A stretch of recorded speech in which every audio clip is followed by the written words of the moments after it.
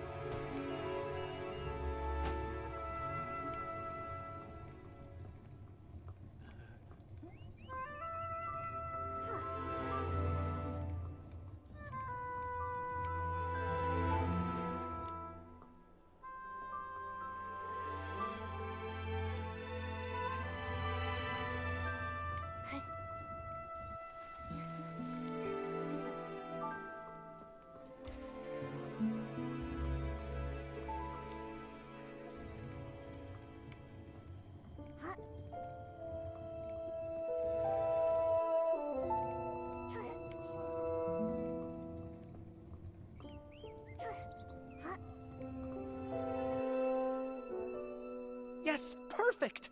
Thank you so much, Nikki. You're the strongest, smartest, most stylish person this side of the estate! You're all too kind. Wait, Alan! Actually, I need to ask you something.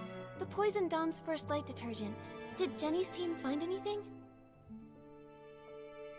Yikes! I almost forgot. That's on me. I got so fired up, my bag nearly popped. But yes, it turns out the saboteur mixed up Super Duper Palmed, One Breath Bliss, and One Wash Fresh. It was a total disaster. Whoa. Whenever we start talking formulas, my head starts spinning. Super Duper Palmed. Wasn't Palmy talking about that stuff?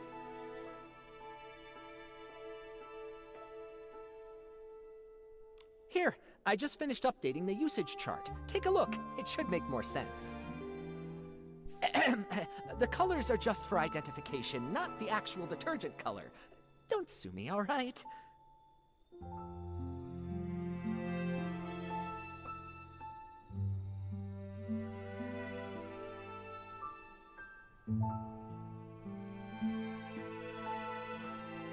The red label means that it's super duper palmed. You have heard of that stuff, right? It doesn't have any scent of its own, but it's able to supercharge other detergents. The yellow one there is called One Breath Bliss, which can be used to make super scented palmed. It's not a dangerous detergent. The smell is just impossible to cover up. We've definitely seen that one. Oh, and the blue one? That one's One Wash Fresh. It's used to make super clean palmed. It can fade fabrics and wear them out if it's used too much. Now, if you blend all 3 together, you get a cocktail that doesn't clean, doesn't freshen, just wrecks pieces. It, causes severe hallucinations, so it's called totally not palmed.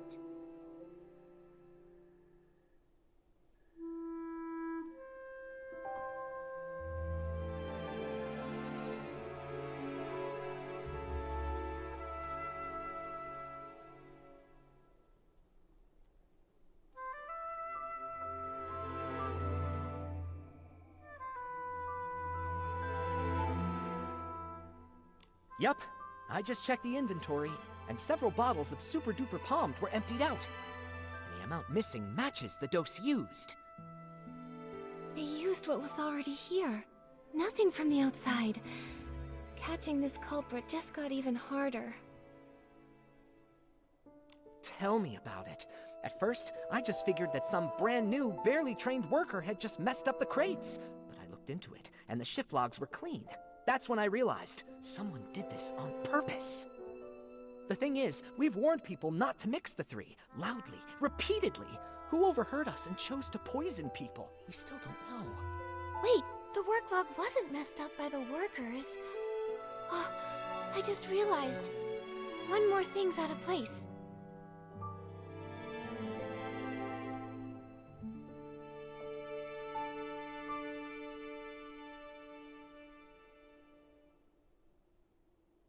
It's the scarf from the savoring garden. Nikki, did you mix up the two cases? That was from the last one. We're investigating the case of the missing suitcase, not the case of the missing journal anymore. Sorry. Let's try again. It's the scarf from... Nikki, did you mix up the two cases? That was from the last one. We're investigating the case of the missing suitcase, not the case of the missing journal anymore. Sorry. Let's try again. It's the scarf from the savoring garden. Nikki, did you mix up the... Sorry. Let's try again.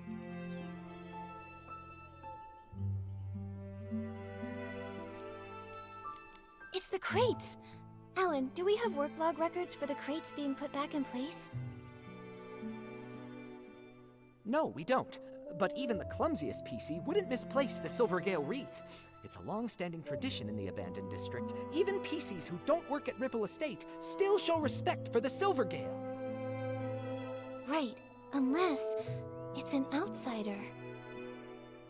Oh, you mean that only a PC who doesn't believe in the Silvergale wouldn't have noticed the wreath was totally misplaced?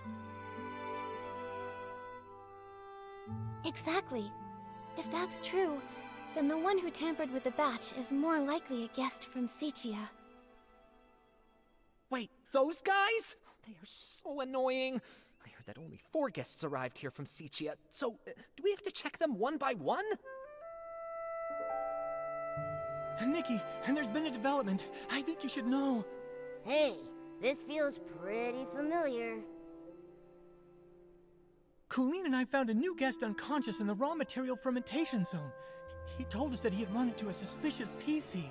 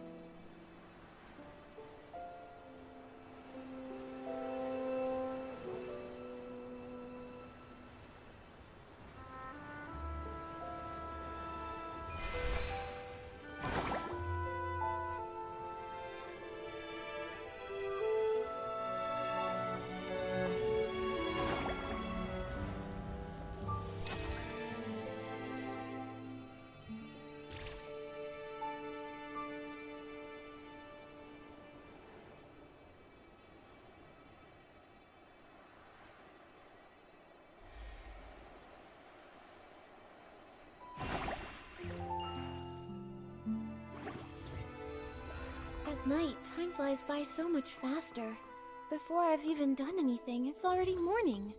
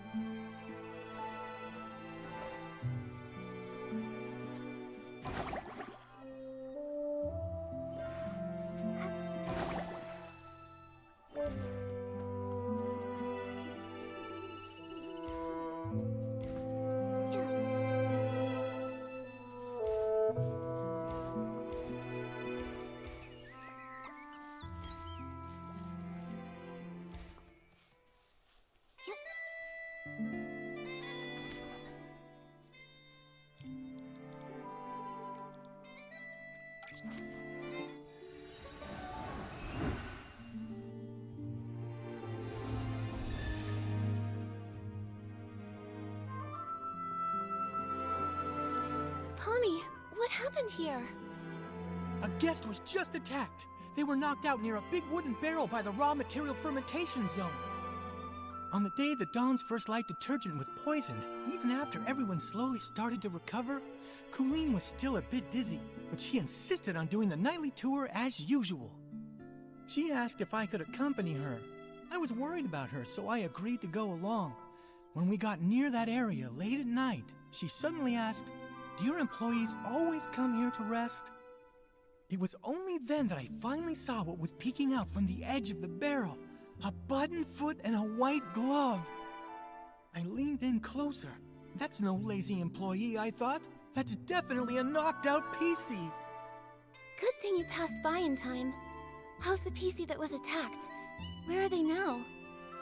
We took him to get patched up. Colleen often takes care of guests who pass out in the bar, so I left the injured PC in her care and rushed to find you. He's woken up now, and he said he's a talent scout from Sichia. He's probably the kind who hunts for big stars like Madame Julie. Ugh, all these poisonings and attacks. It's such a headache. Detective Nikki, only you and your sharp deductions can catch the culprit. Please, we're counting on you. Don't worry, we won't let you down, Pommy. Could you take us to see this new guest? The guest is also from Sichia. He arrived just before dawn yesterday, but he got lost while looking for a staff member to register. He said he only remembered asking for directions from a PC covered in patches. Then, all of a sudden, he just blacked out.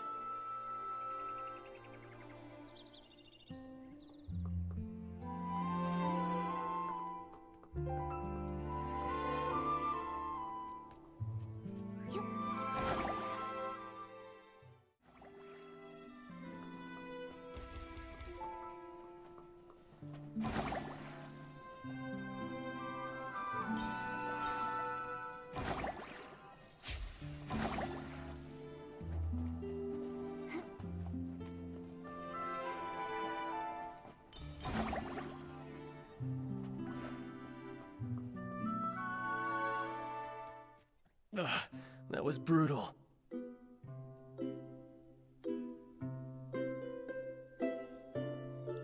Is it really that painful? This is unbearable. The gaps in the fabric were packed with dirt, and each of the threads reeked of dust. I was able to wash my hands, but I just touched my portable detergent bottle. It's just dirt. It won't kill you. If you still have the energy to worry about washing your hands, I'd say you're recovering well. Benny, this is Nikki, and her little yellow friend down there is MOMO. They're very trustworthy. Whatever happened, you can tell them. Hi, Benny. Don't worry, we'll catch the attacker for you. How are you feeling? Wait, are those... They're old wounds. When I pulled him out of the barrel, his threads were standing on end from fright. The gash was so massive, I figured another PC had... Fortunately, another PC just knocked into him pretty hard. No major injuries. He was out for a long time, but thanks to the Ribble Estate stitching skills, he's fine now. I'm glad it wasn't serious. Benny, what do you remember from the attack? How can I forget that? I arrived in the abandoned district just past midnight and missed the choo-choo train. But I'd visited long ago, so I knew I could float from Golden Field straight to Ripple Estate.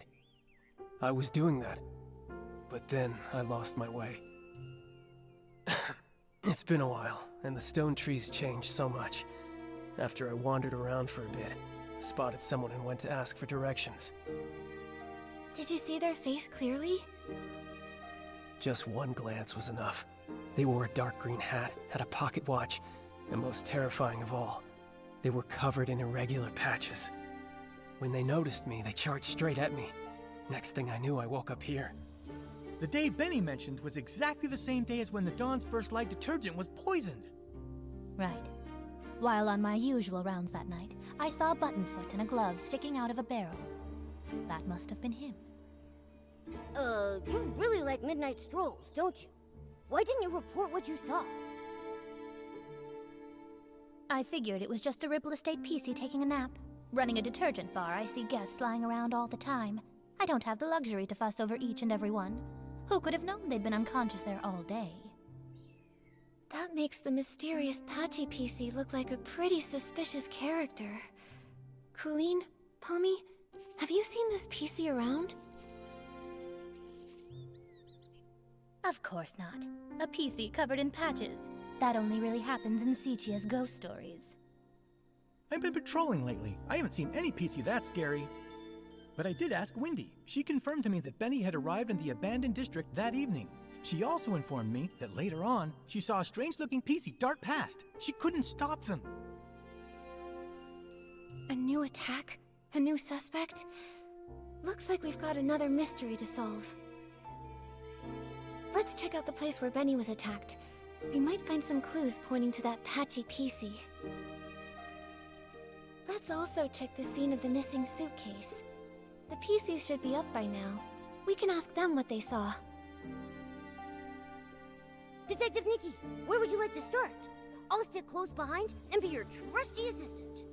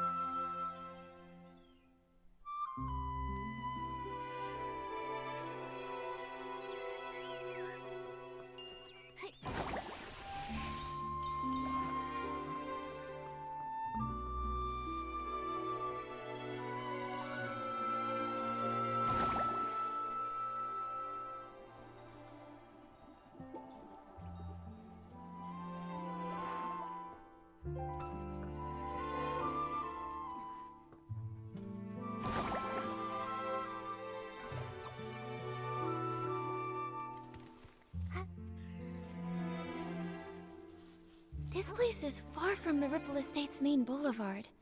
Seems like Benny really did get lost. But why would that Patchy PC come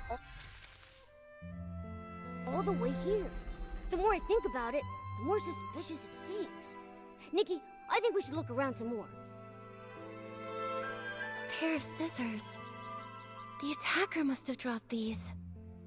Scissors, torn fabric, a patched up PC. Ugh, just picturing it is giving me goosebumps.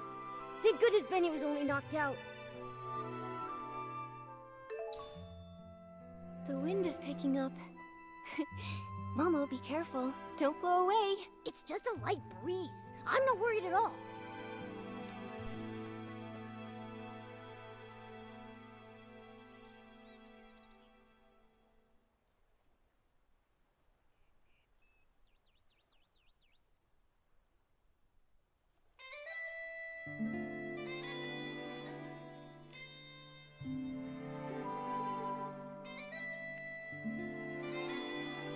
Whoa, such a packed schedule.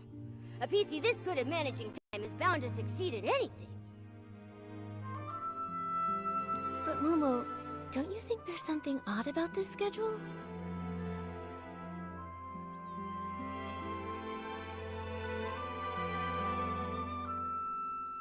Oh yeah! Benny is taking baths way too often. He's gonna scrub his fabric thin. Right? Last time I saw him, he was cleaning himself too. He's always carrying detergent. But what really catches my attention is that Benny keeps scouting for new talent, yet never schedules meetings with companies or makes time to give them resources. So then, could it be that he doesn't have a single signed artist?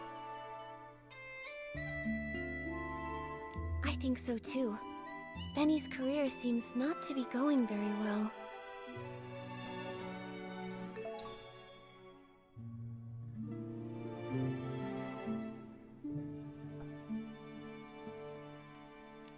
Look at these wood chips.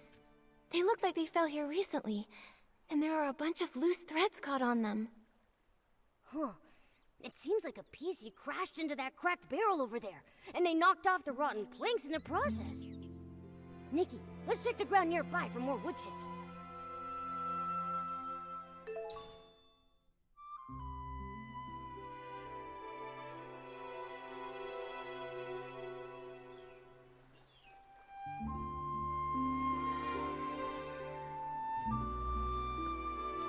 Hey, looks like the culprit used this wooden stick to knock him out. Let's hang on to it.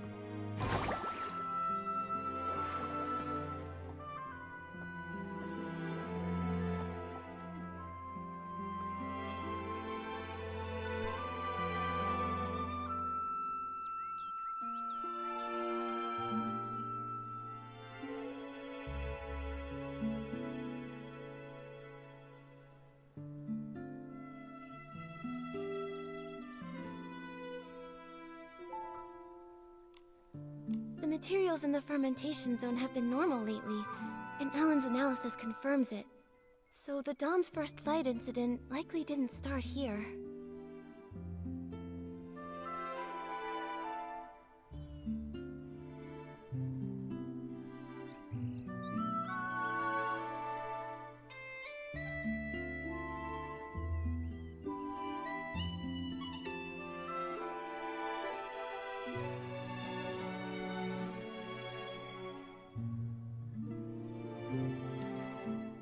Poor Benny. His career's a mess. He came all the way to the Ripple Estate soiree seeking opportunity, and then while just asking for directions, he almost lost his life to a suspicious PC. Luckily, he's safe, and we've got more leads now. Momo, we should follow that trail of wood chips up ahead. Maybe someone else spotted the same patchy PC.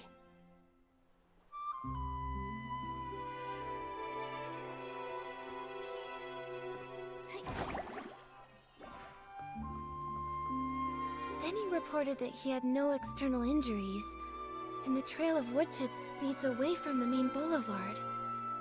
Which means these wood chips weren't from the attack on Benny. They were left behind by the patchy PC as they escaped.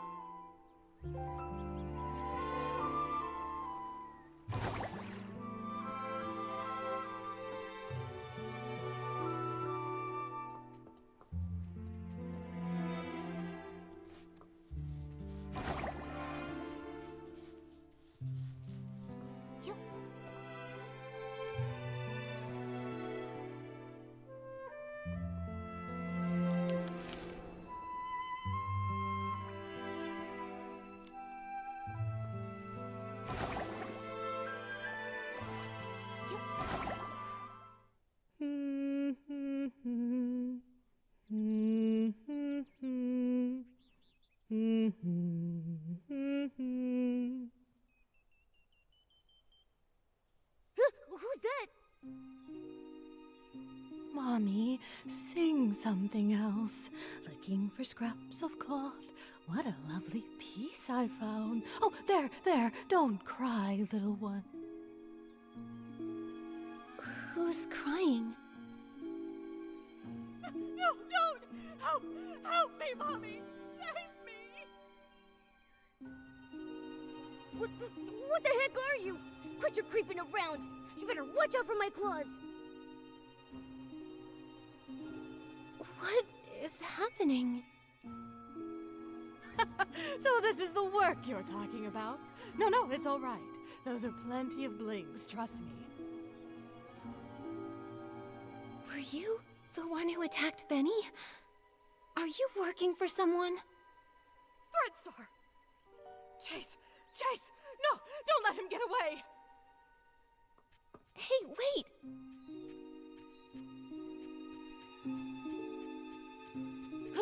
Wow, she's already gone! A hat, a pocket watch, and then she also had all those patches covering over half her body. She definitely has to be the PC who attacked Benny. But then, she also said something so strange. I couldn't make heads or tails of any of it. Exactly. She's rambling complete nonsense. Talking and talking without making a bit of sense. Wait a second. Nikki, look over there. I think she just dropped something. Let me see.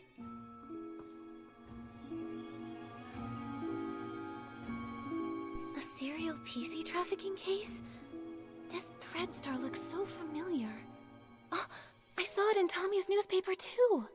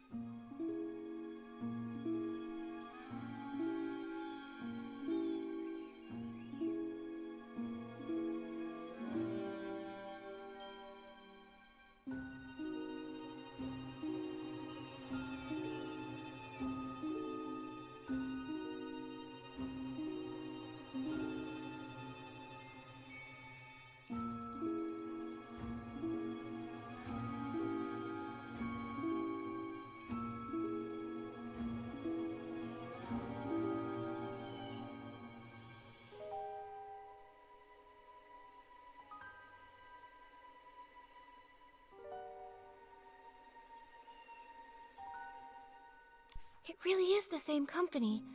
When Cersei passed away, they were really famous, a hot name in stage costume rentals.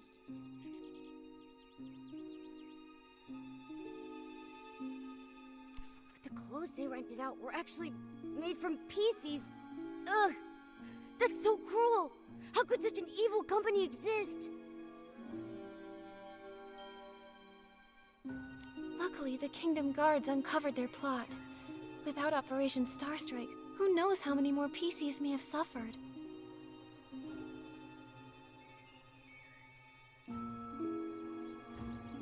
But But looking at the rest of the headlines, that was all during the days of Prosperville, a case from centuries ago. Why would that patchy PC still carry this around? She also shouted Thread Star a moment ago. Every square inch of her body is covered in all kinds of patches. Does that mean... Whoa! Nikki! Wait a second! Could she actually be part of that evil organization? Don't worry, Momo. At least she didn't attack us. She just ran off. Too bad we couldn't catch up to her and question her face to face. Nikki, let's go to the scene of the missing suitcase first and see if we can find any other clues. If it turns out this is connected to the mysterious patchy PC, we'll ask everyone to help track her down and get to the bottom of it.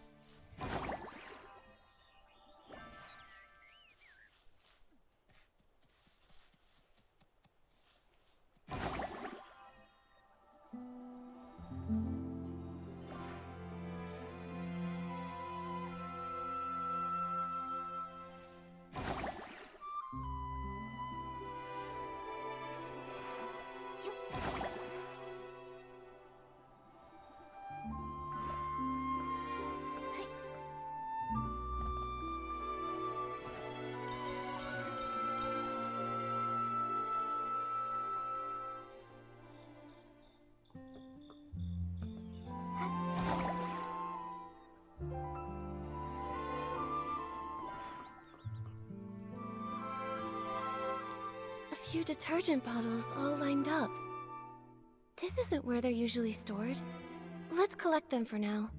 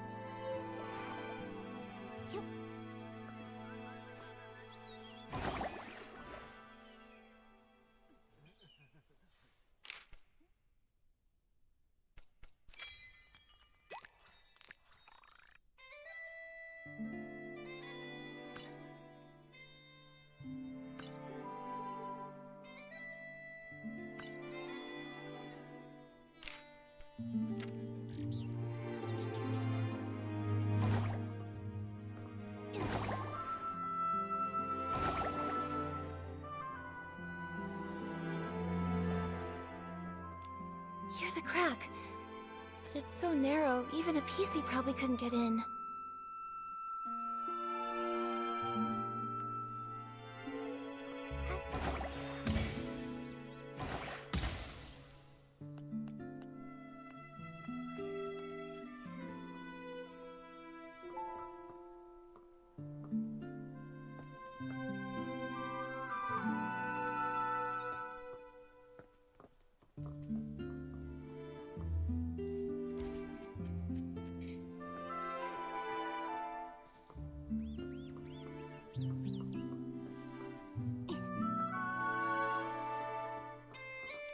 Looks like the door was pried open. While everyone else was trapped in the hallucination, The thief must have opened it and stolen the suitcase full of scraps.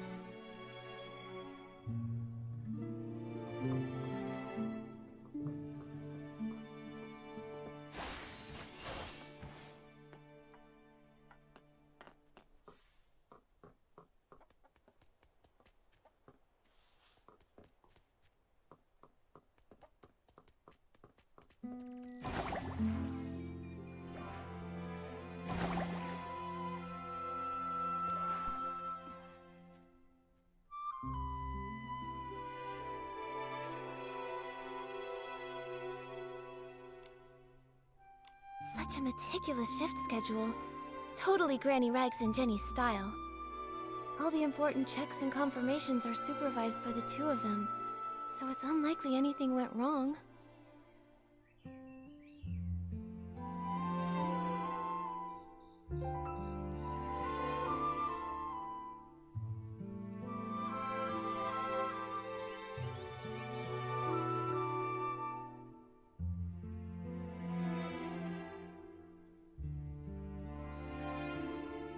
Looks like if the shifts had been normal, the thief wouldn't have had any chance to steal the suitcase.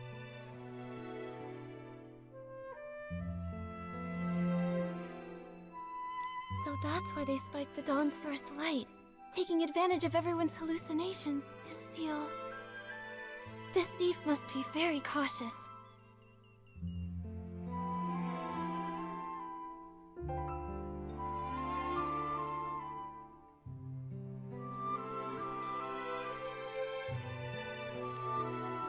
Seems like there aren't any other clues at the scene. Momo, let's ask nearby witnesses. Maybe they saw something.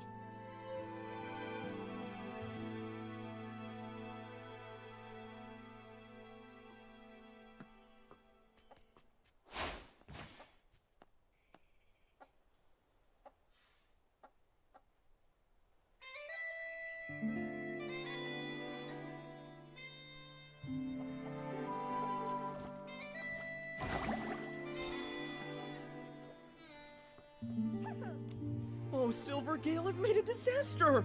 I worked so hard to stack the crates all neat and stylish. Now it's all ruined! I don't know how to fix this now. It's such a mess! Hello, Belford. Did something strange happen over here?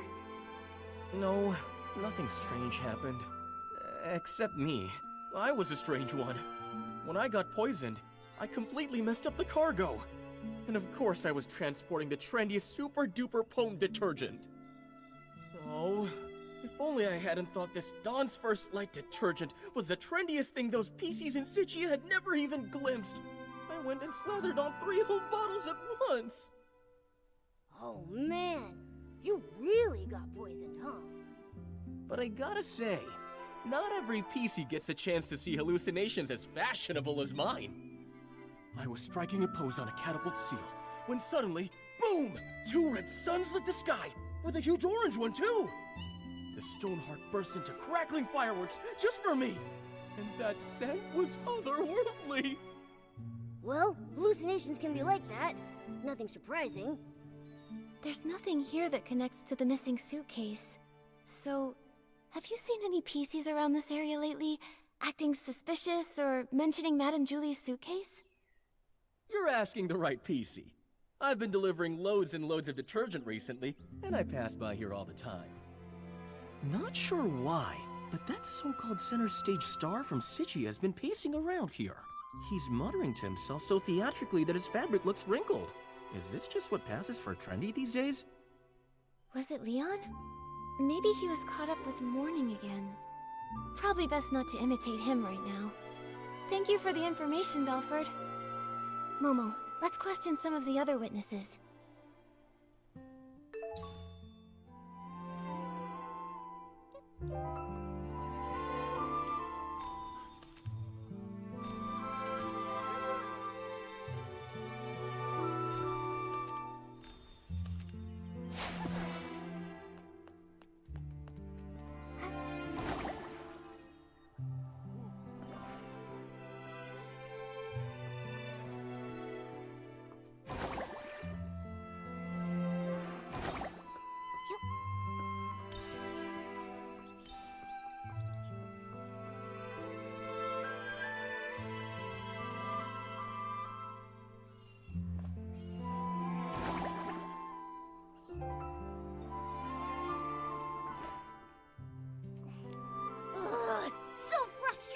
Not enough fruit juice, and I lost my rhythm.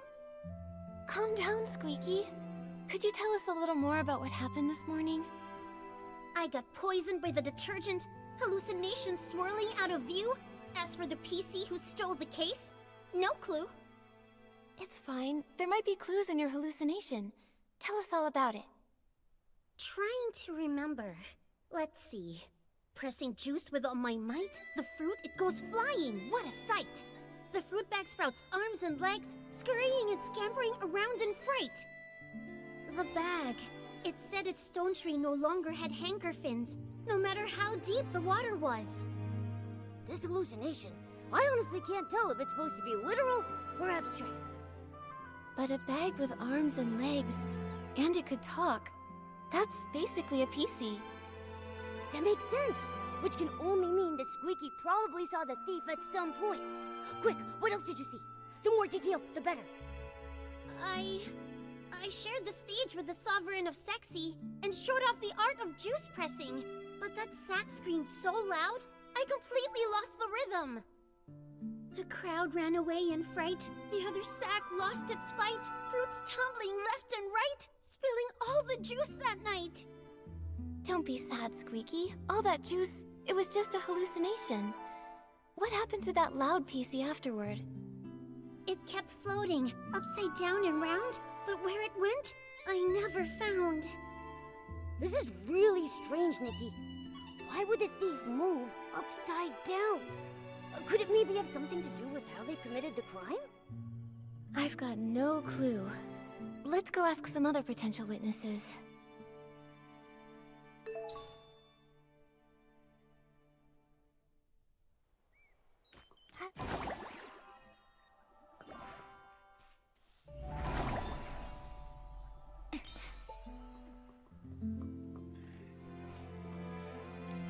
I can't believe it! I would never take that fabric, even if it was for the greatest experiment the world has ever seen! Once I give my statement, I'm going straight back to the lab to check on my beautiful fabric. Hello, Gordon. We really appreciate you offering to help us with the missing suitcase investigation. Of course I'll cooperate. That was just any old ordinary fabric.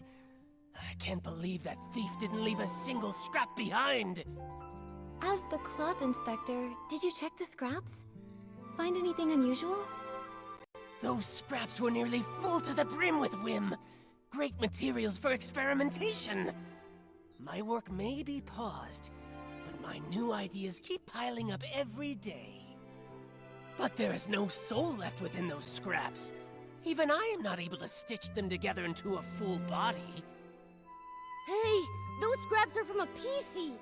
Don't you think your ideas sound a little distasteful? I haven't lost myself to craziness. I'm simply telling you my findings. I examined them thoroughly. The culprit was incredibly careful, leaving no clear traces of a weapon. All I can infer is that the cuts were likely made with scissors. Scissors are so common. It'll be hard to narrow down. Gordon, did you see anything else unusual this morning? Nothing at all. I applied the Dawn's First Light detergent and went to see Jenny. My job was done, so I could finally get back to my experiments. I didn't pay any attention to scraps of cloth drifting past. Wait, I do remember passing the barrel home and seeing a PC that I didn't know arranging the venue. I'm certain they were orange. They were shouting nonsense, but I didn't pay attention. Now I realize it was a warning. Terrifying inspiration was about to flood in, and I would be drowned by crazy thoughts. An orange stranger that was setting up the venue. That must have been Leora.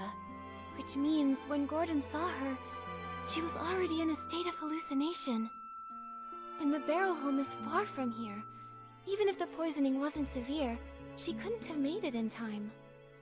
So, Leora wouldn't have been fast enough to make it there in time for the suitcase theft. Good. Good. That's one more innocent PC to rule out. Thank you, Gordon. No further questions. I hope your experiments go back in the village. Nikki, let's report both of these scenes to Jenny first. Maybe we can look at all the facts and figure out a new lead together.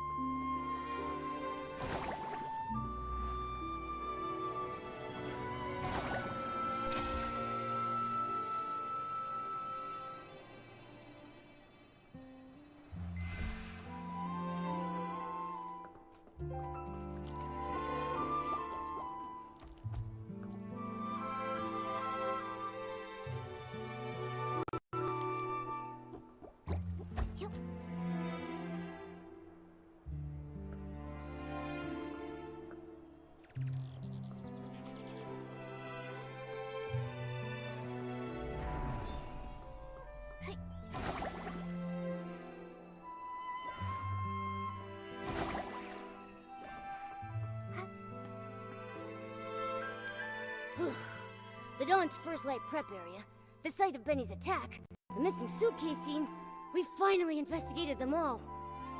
Wow, I am exhausted. Does it always take this much hard work just to uncover the truth and solve a case? Well, Momo, now you know. Being a detective isn't easy after all, huh? Thank you. Once this is all over, I'll tell everyone in the estate about the heroic deeds of our two great detectives. And the estate's resources are always open for you to use. Of course, Jenny. Anytime. We really want to catch the suitcase thief, too. Besides, the investigation wasn't fruitless. We uncovered plenty of clues. Let me think. Let's start from here.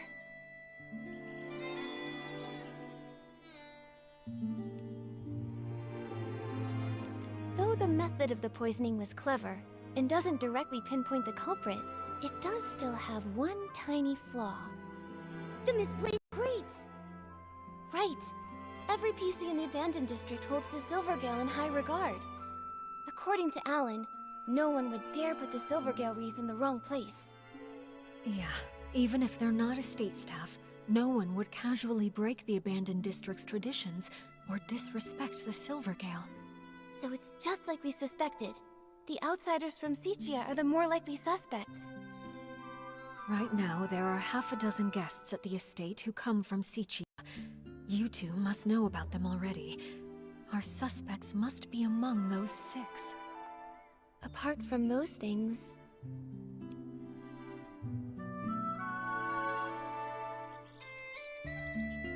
That patchy PC is definitely suspicious. But apart from Benny's testimony, we don't have any solid evidence against her yet. And she's so skilled, we haven't even been able to catch her for questioning yet. Also, we couldn't understand what she said. Interrogating her could be pointless. True, but her skills actually make me less suspicious of her. If she were the thief, couldn't she have knocked out the guards and taken the suitcase right then? That's right. If she was so strong that even Miss Nikki couldn't handle her, ordinary PCs from the estate wouldn't have stood a chance. Causing large-scale chaos with poison would be unnecessary then. Still, this is all just speculation, not proof, so we should still keep her on our suspect list. Apart from those things... The suitcase was the thief's real target, so the missing suitcase is the key event. Based on the shift schedule we saw, the thief acted during the chaos caused by the poisoning. We questioned several witnesses at the scene. No one saw anyone suspicious, meaning the thief only had the chance during that short time when they were all hallucinating. Yes, and by the time Miss Nikki finished questioning Tommy, The theft was already over. By then, Granny Rags had already noticed that the suitcase was missing. That short time frame helps us rule out a few of our suspects, like Tommy and Colleen. Oh, they were tangled up with each other earlier. Nikki and I interrogated one of them, and Tommy took the other away.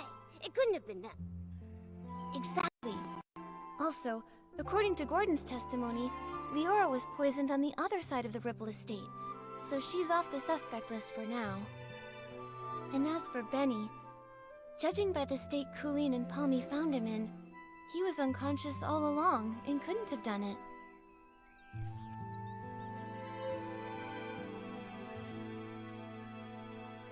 Wow, you're right. This really narrows down the suspect list. This means that only Mr. Leon and the mysterious Patchy PC had the opportunity to commit the crime.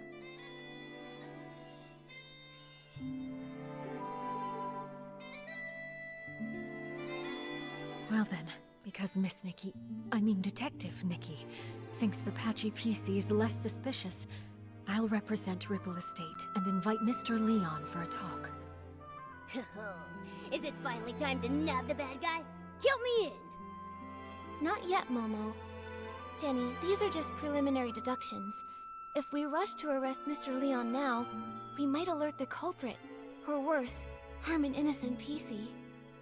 I think Momo and I should have a little chat with him first. He might slip up in the conversation and say something that matches the suspect that witnesses saw in their hallucinations.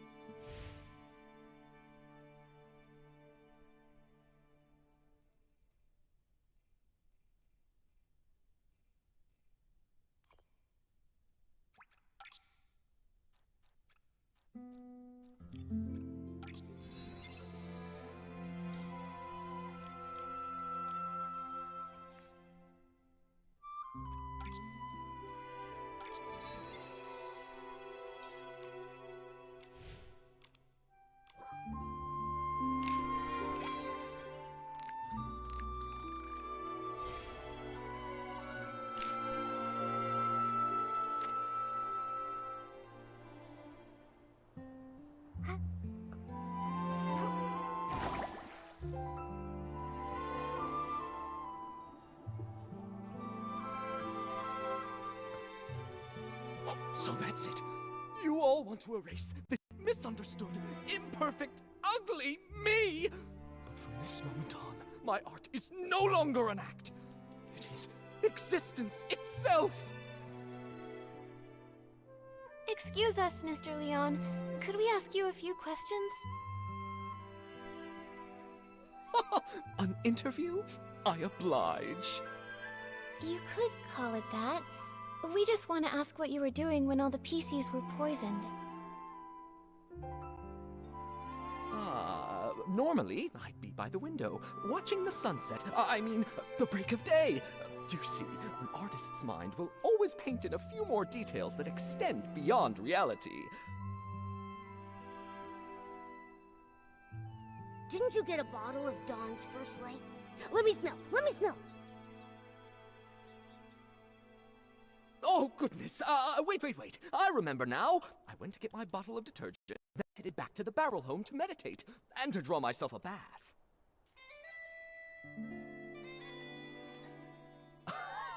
After all, I'm a seasoned artist from Sicia who once shared the stage with Juliet and Circe. I must stay elegant at all times. In that case, you must have fallen into hallucinations too. Oh, if you don't mind, what did you see? That has nothing to do with the case, does it? I was alone the whole time. saw nothing. All right. Please rest up, Mr. Leon. We'll go ask the others. Wait! Those were just hallucinations. Nothing worth asking about, right? Oh, but Pommy was awake at the time. Gordon has been in his research for many years, so he might have ways to stay alert. Yeah, you're right. We'll be sure to ask every single one of them, and we'll question a second time, just to be sure. Hold on! If I'm honest, that wasn't the truth. After washing myself using the detergent, I went to, the suitcase storage area. What for? Don't tell me you were up to something shady. An artist's inspiration is not a dirty trick. I only went there to drown myself with sorrow after losing Julie, to give myself space to feel. As the scent of detergent lingered, I used those new sensations to reimagine the climactic scene of Act 7. Mr. Leon, could you recreate the scene for us? Your art could really help our investigation. Oh, but of course! I see the twinkle of true artistic yearning in your eyes. Now behold, Act 7 of the Fool's Submission! Oh, Nikki, now you've never seen a live Sichian performance before. Mr. Leon, your show was amazing. Would you let me take a photo to remember it?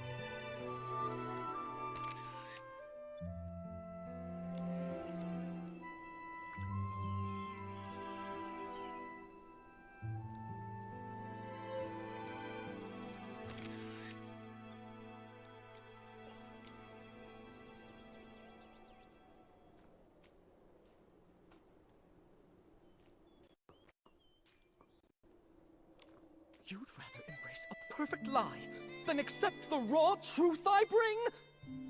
Well, what is it? Do you not feel your hearts being moved by my words? What a performance. He's so full of conviction. And very helpful to our investigation. Looks like your shadow is an upside-down PC, just like the witnesses said. What? Who dares desecrate my art?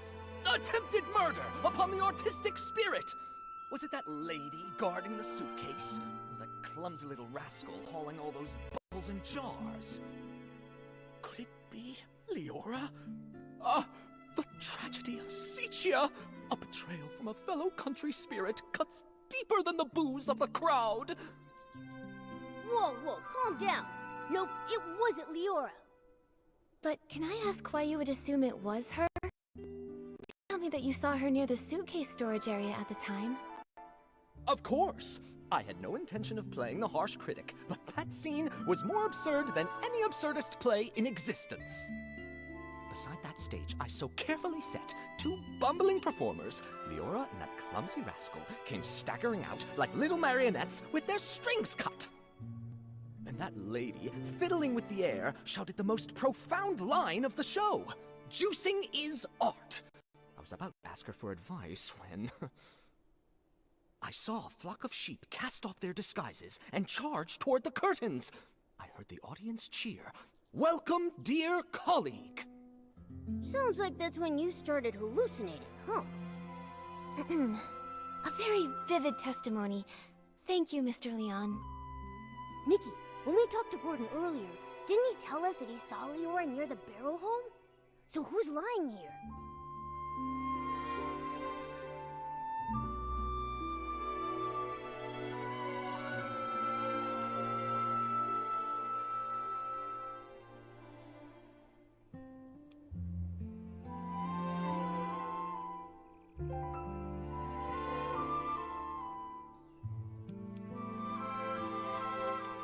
Gordon who's lying. Also present at the scene back then were Squeaky and Belford. Belford mentioned earlier that he saw 2 red suns and a big orange sun in his hallucination. If that's referring to Leora's red glasses and her bright orange hair, it all makes sense. Right, but then why would that experiment-obsessed guy give Leora a false alibi? He doesn't even know her. Who says he doesn't? Momo, let's follow him and see if anything is out of the ordinary. We just have to be careful not to alert him. I can't believe...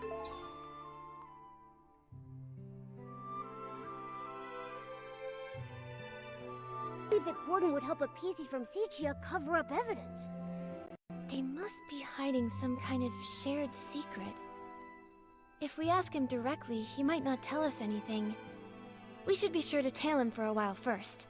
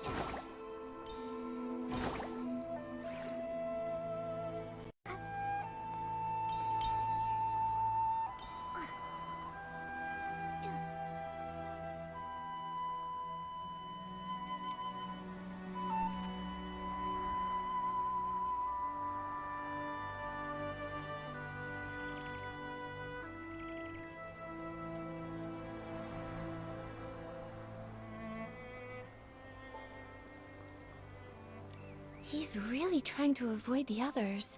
Where is he going? Shh! Nikki, let's follow quietly.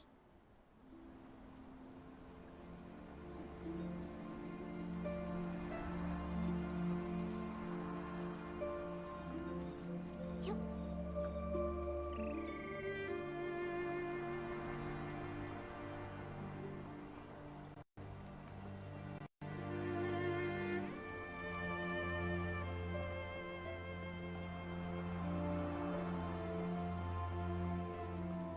If we could snap a photo of them secretly meeting, we'd have the evidence to confront him. Nikki, don't get too close. We don't want them to catch us.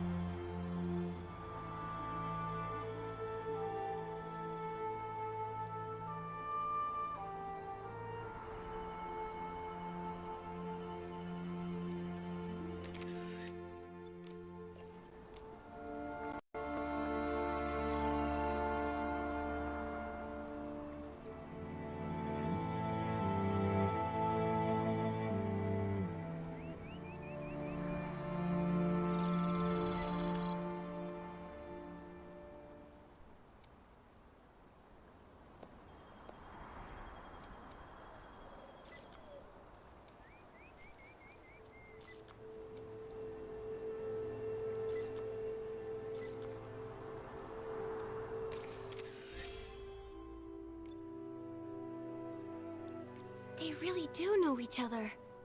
Once it's daytime, we'll visit Gordon and ask why he lied.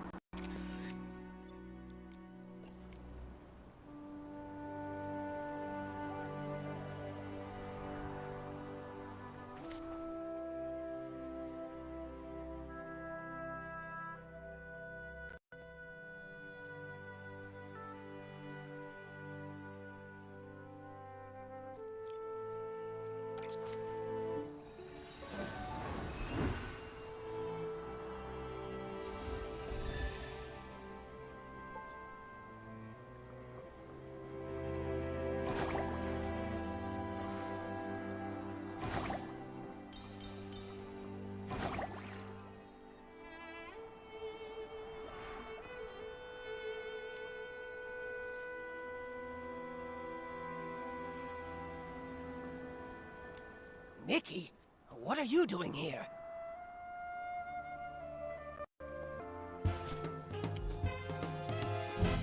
Gordon, I have a question for you. What exactly are you doing here? Why did you give false testimony for Leora? Tell me, what's your connection to her? And to the missing suitcase? I don't understand what you're talking about. I would never fake experimental data, and I would never falsify evidence. I examined the fabrics seriously, just as Jenny asked me to. They were full of whim, very interesting. Great subjects for experimenting. After I applied the Dawn's First Light detergent, I saw a PC arranging the venue at the Barrel Home. You say it was Leora, so then it was her.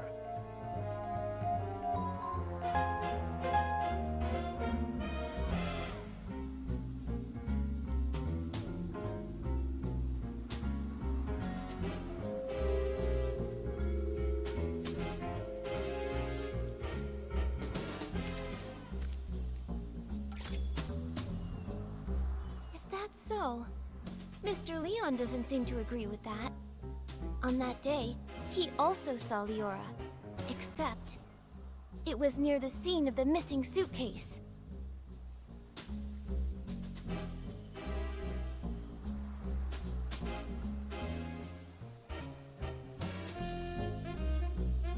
What? Could such a coincidence actually occur? This is a disgrace to my experiments! Before Mr. Leon started hallucinating, he recalled seeing Leora appear there, which is pretty far away from the barrel home that you mentioned earlier. I don't think Leora can split herself in two. She couldn't have been in both places at once. So, who did you actually see? Or maybe you never saw Leora that day at all. Maybe you just wanted to give her a fake alibi. Why should you believe Leon? He may look crazy, but he's not truly crazy. He just rambles on about meaningless art.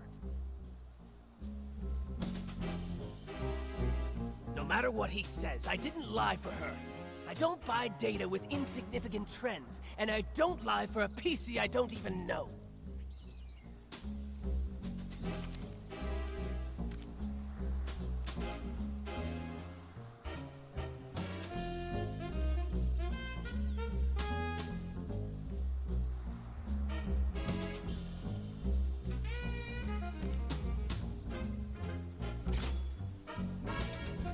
This should be more than enough to prove that you and Leora do know each other.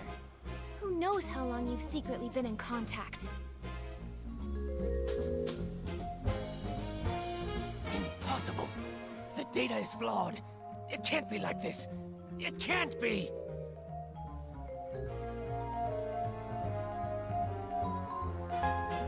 Stop denying it. Why are you hiding your connection with Leora? Why risk giving her a fake alibi? Why are you disrupting our investigation?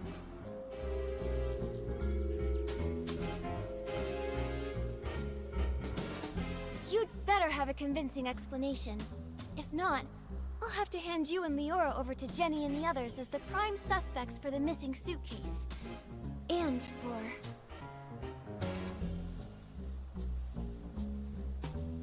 the murder of Madame Julie!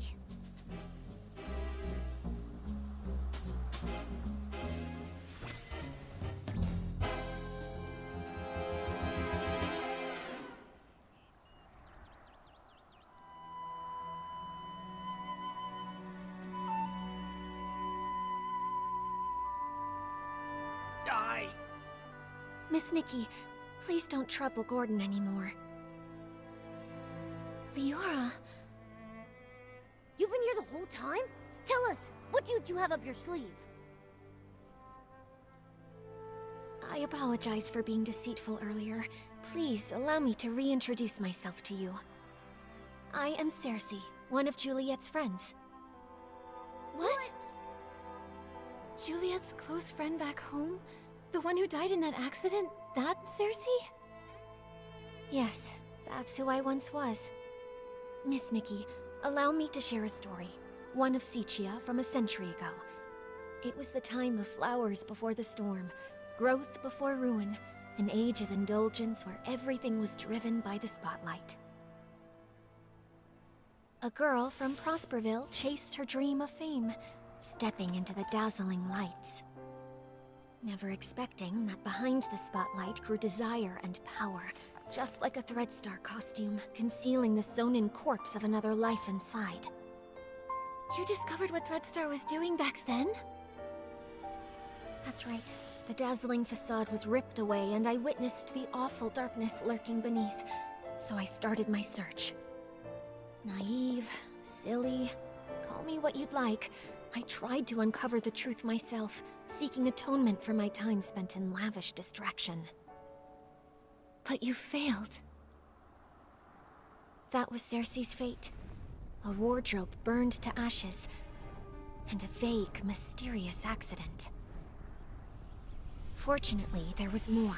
Cersei left behind a Threadstar costume, and a letter she had meant to send to Juliet, all hidden in a secret safe. Hundreds of years later, Leora was born from that legacy. Now in this body, I've reunited with my old friend. Oh, Madame Julie met you in Sichia. That's the good news she wrote about. But what about the bad news? The true evil of Threadstar still has not faded.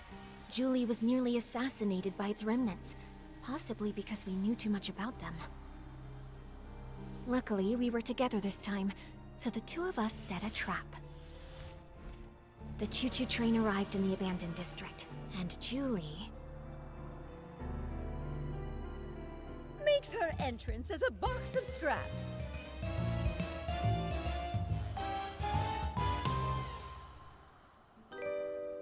Madame Julie, you're alive?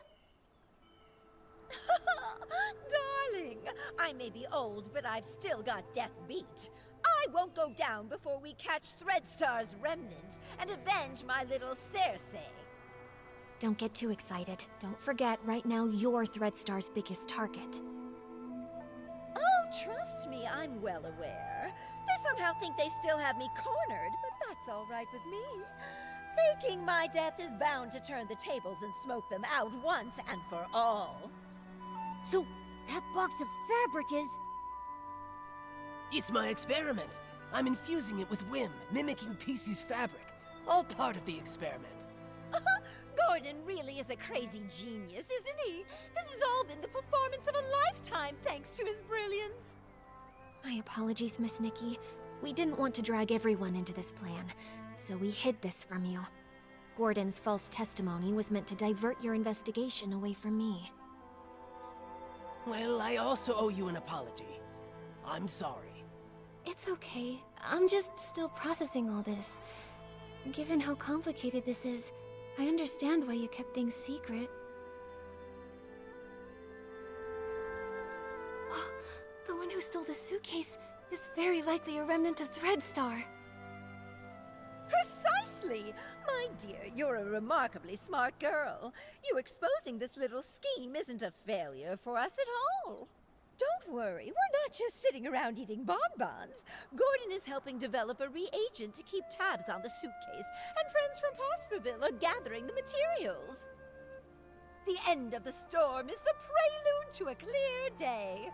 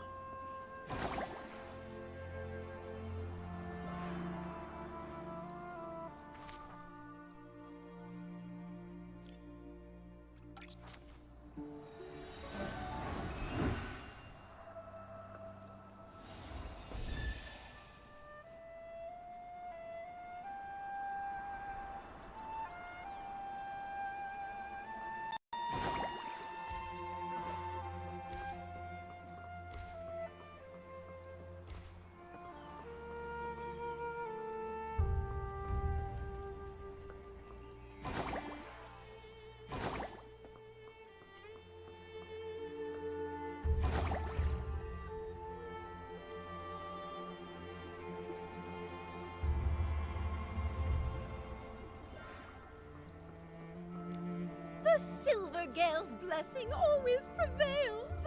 I knew we could count on our village friends. They've collected so many berries. That sound. Is that Gordon's cousin coming? Hey, why the outfit change? I gotta say, that straw coat actually suits you. You kind of remind me of that famous lady. Oh, right! Like the legendary Madame Julie. Raggy, take another look. Isn't that Madame Julie herself? Oh, I'm sorry, little Raggy. I had to disguise myself as Gordon's cousin and stay put if I wanted to hide from Threadstar's hunt. I even kept this from the volunteer corps. These problems all started in Sichia, and I didn't want to drag every citizen in the abandoned district into it. Wow, you hit it so well. I didn't notice a thing. Wait, did you say hunt? And what is Threadstar? And how dare they go after Madame Julie? Oh, if I couldn't pull off that role, how could I ever claim I was an actress before? The story of the hunt is a long one. Threadstar's been around for hundreds of years. If it hadn't been for Yarny, I wouldn't have suspected they were still active. Yarny? The same one you mentioned in your journal? The reason you wanted to visit Sichia? The very same! He would send letters now and then showing me the new detergents he'd learned about over the past few years. But a few months ago, the letters suddenly stopped. What does Threadstar have to do with... Wait, could Threadstar have taken Yarny? Yarny had never encountered such ruthless villains before. Being a lone PC, no family or connections, he was an easy target. I ran into Leora at the place Yarny was renting. She was investigating too. So that's how you two reunited. But why didn't Leora reach out to Madame Julie as soon as she was reborn? Because little Leora only came into being a few years ago. Threadstar's costumes are all woven with some kind of forbidden power. For centuries, Cersei's wishes have fought tirelessly against the Dark Essence. She reawakened just a few short years ago. No wonder. Leora's been focused on the kidnapping since her awakening, and only found out then that Threadstar's back. Yes. No PC understands Threadstar's cruelty better than her. My little Cersei. She never said a word, all to protect me. If not for this reunion, I would have no idea what she went through. Thankfully, I finally received the letter she left for me all those centuries ago. She played the part of the little sorceress in As Rain Falls, As Flowers Bloom. They originally wanted me to play the lead, but I knew in my heart that it was Cersei who was truly meant for the role.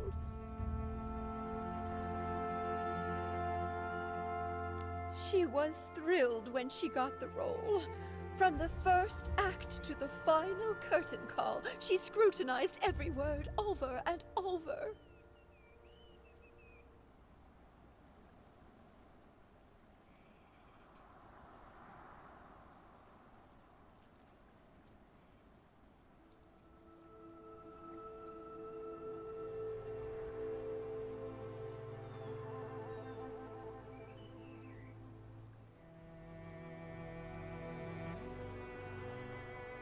The storm teaches us to obey, but flowers give us the courage. Dearest sister, remember, sunny days are always waiting.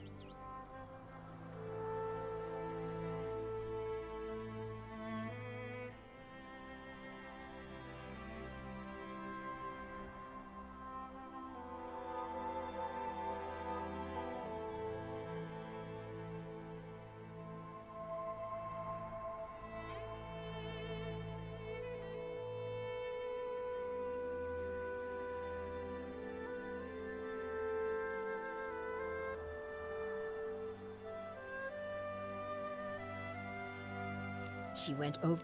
Maybe when she wrote that letter, she remembered that very line. So she set off, carrying flowers and courage.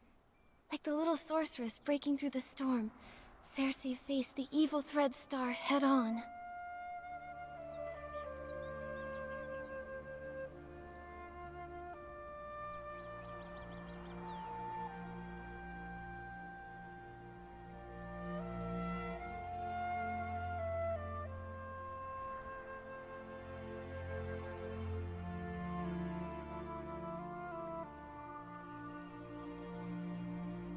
Yes, she was such a silly girl, trembling with worry before going on stage.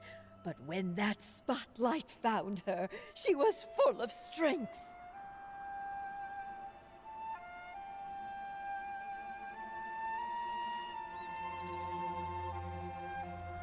It sounds like Leora never gave up investigating Threadstar. Nikki, we've got to work hard too. We can't let those villains win again. Right. The tragedies Threadstar caused must never happen before our eyes again. We Forgottens aren't going to stand by either. Madame Julie will be safe here with us, while we sharpen our blades and prepare to tear those rotten threads apart. Those berries you collected will also be super useful. The juice they produce is known as Stitchy Splash, and it is a key ingredient for the tracking reagent for the suitcase. What can Momo and I do to help? The berries are almost ready. Let's pick the best ones we can find and juice them together. The wild party to declare the war on the storm sets off.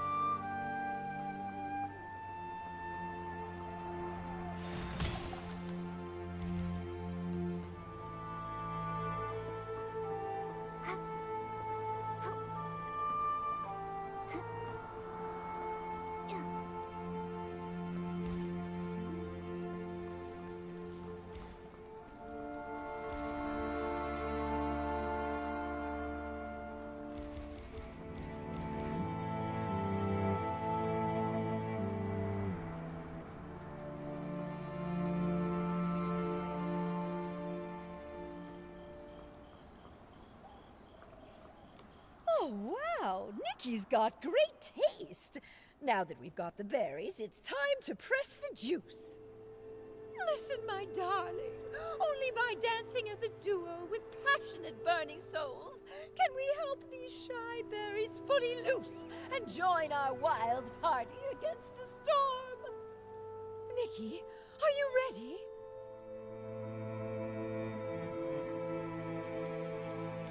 I'm ready. Let's start right now.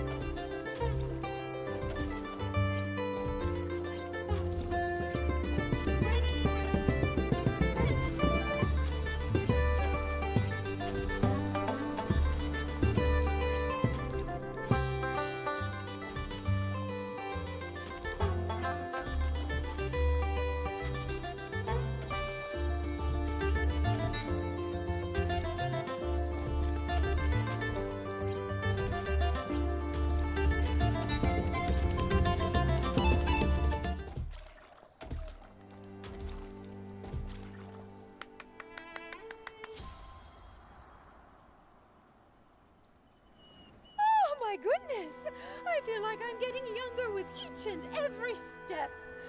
Nikki, dancing with you is even more wonderful than that final curtain call back in Sichia.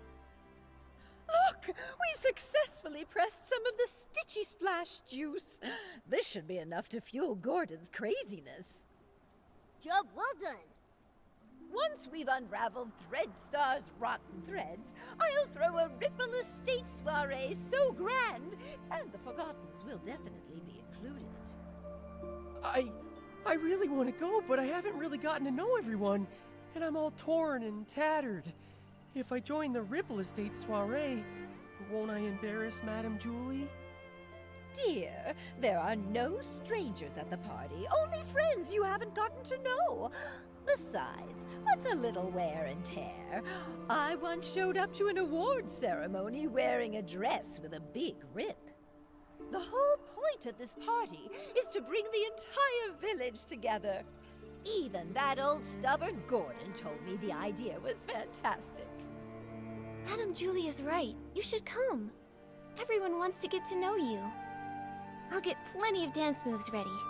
We're all looking forward to dancing with you. Momo and I will bring the Stitchy Splash Juice to Gordon so he can finish the tracking reagent and catch those Threadstar threads sooner. Let's do it.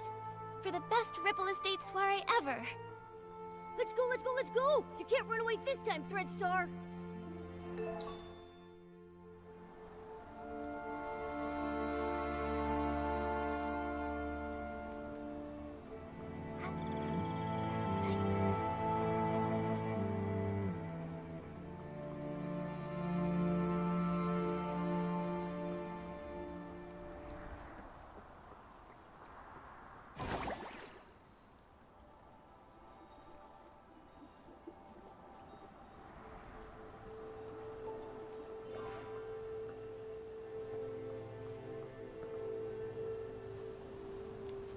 Ha! Just a bit more craziness, a bit more inspiration, and a bit more... I think you may need just a bit more of the Stitchy Splash Juice, Gordon.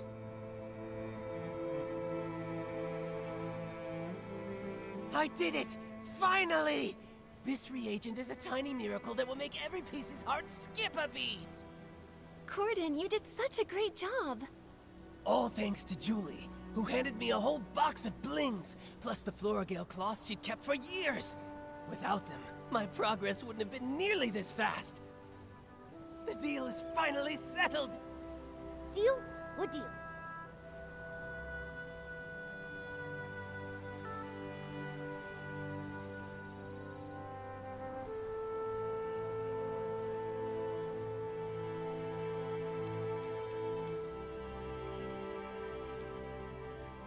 Gordon, did you agree to help just to attend the Ripple Estate soiree?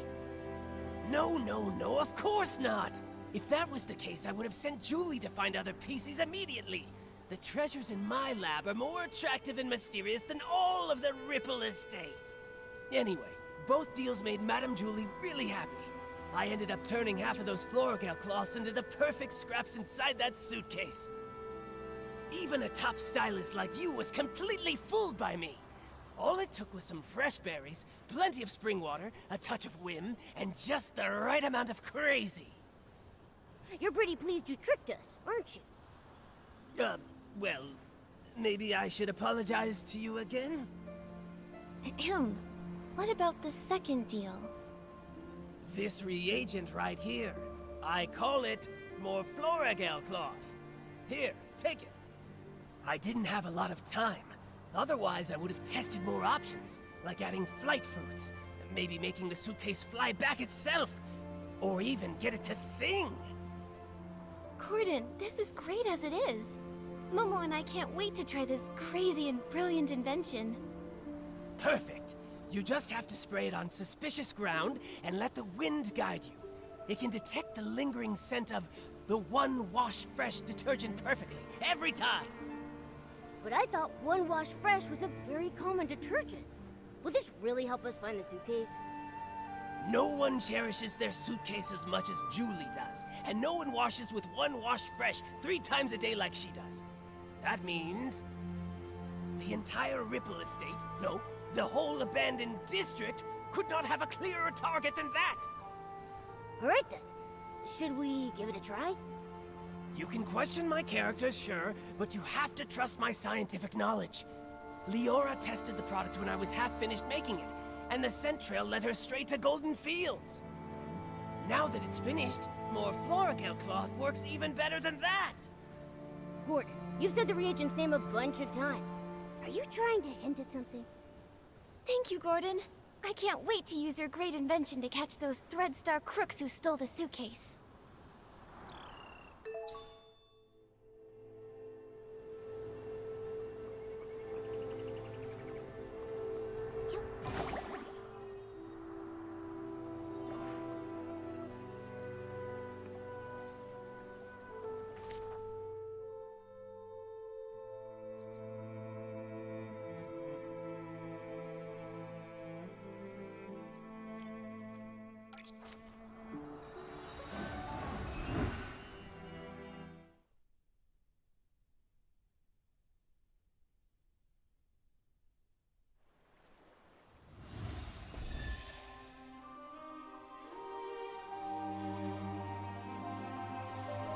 According to Gordon's instructions, here's where we can use the reagent.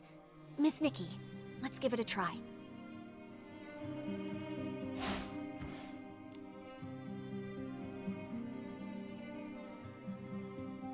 The scent trail really appeared!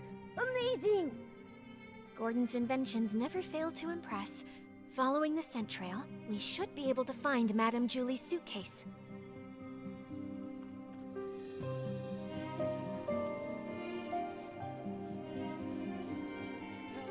Help! Someone's calling for help. Momo, we have to hurry.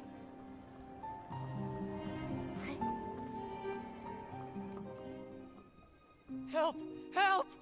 Oh, why does this always happen to me? Stop! Don't hurt him! Now then, why did you attack Benny? Who are you? If you don't answer, we'll have to treat you as a suspect and detain you.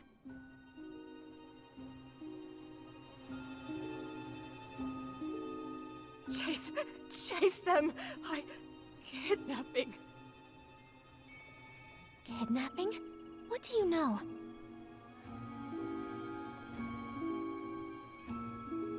Ah! Come on! Watch out!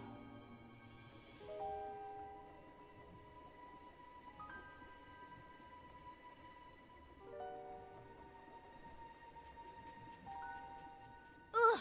Still couldn't catch her! It's okay. We have plenty of clues.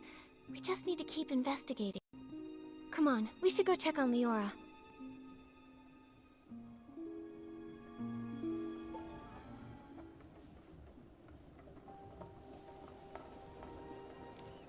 Leora, are you okay?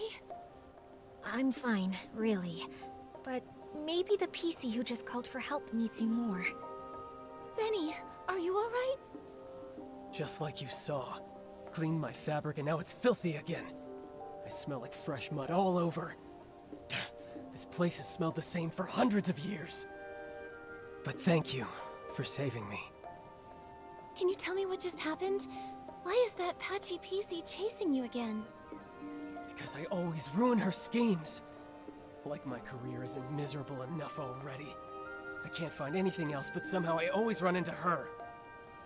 Even just looking at her crazy irregular patches makes me shudder.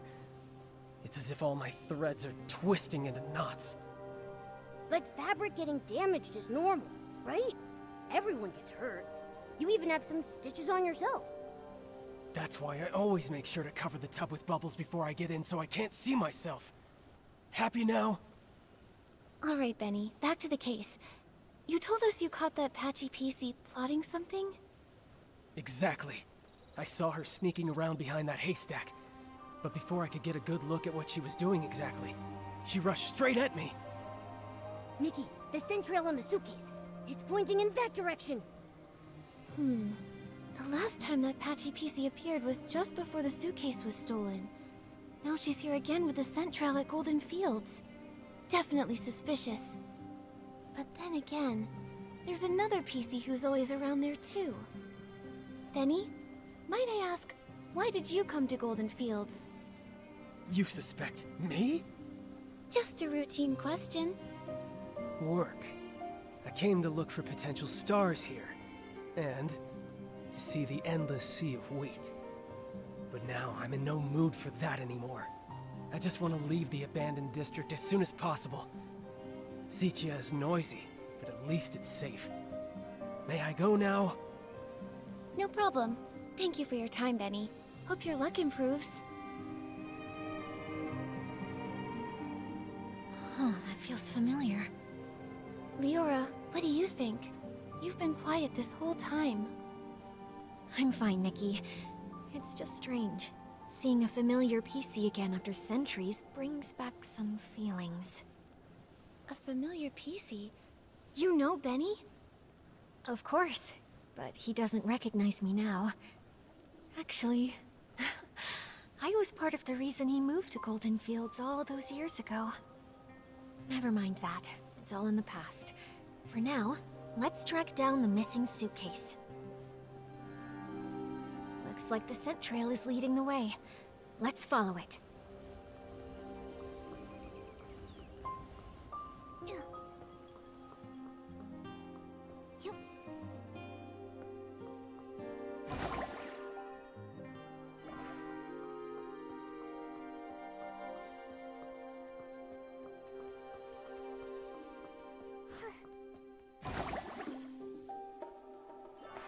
That's Madame Julie's suitcase.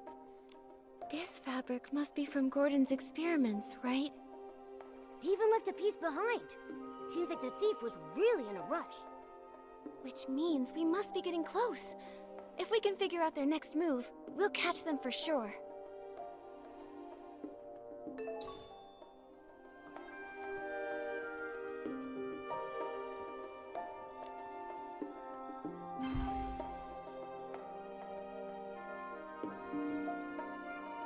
Looks like the suitcase was hidden somewhere secret.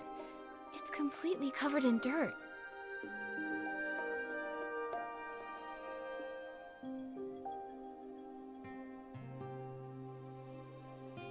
There's a tear here.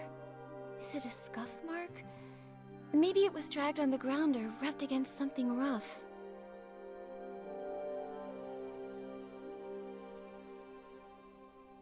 The scraps of cloth are gone. They only left the suitcase. Did they find out we were tracking it?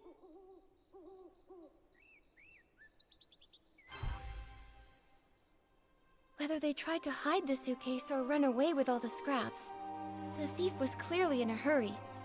The suitcase is covered in dirt and has a scuff mark. Madame Julie's gonna feel awful when she hears about all this. Nikki, how did the thief know we were tracking the suitcase? They just abandoned it and ran off with the scraps. Could it be that Patchy PC? She did mysteriously dash off the moment we spotted her. Maybe she came here afterward to get the fabric. That's possible. But maybe the thief heard the noise from our scuffle and decided to run away from the scene. Either way, the thief risked it all to take the scraps, which means their true target has to be Madame Julie's fabric. What exactly is Threadstar up to?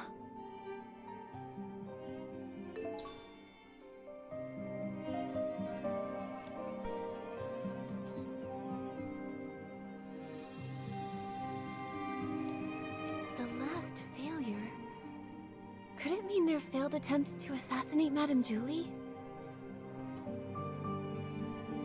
Could be. Looks like they aren't giving up. Golden Vision. Maybe that's why they snuck into the Ripple Estate soiree this time. To take Madame Julie's fabric. And what else?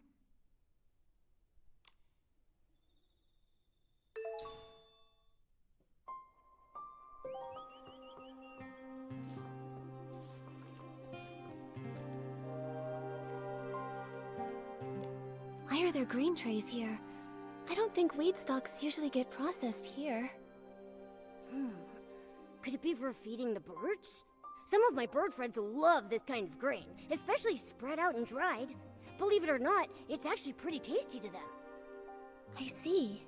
But do other PCs leave the grain here for the birds? Probably not. If other PCs came by a lot to feed those birds, our culprit probably would have been discovered by now. I can't imagine they'd want to hide Madame Julie's suitcase in a risky place like this, especially with so many PCs around. So maybe it's the thief feeding the birds. Could be, but it sounds so strange. Poisoning the detergent, stealing the suitcase, maybe trying to harm Madame Julie, but they're gentle enough to feed the birds? What exactly are they thinking? I don't know. Whether human or PC, I suppose someone's thoughts can get pretty complicated.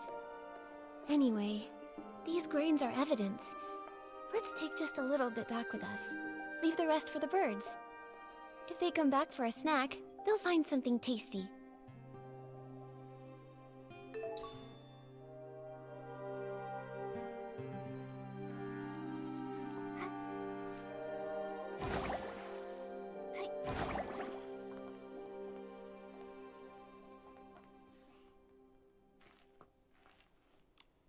This looks like Threadstar's ledger.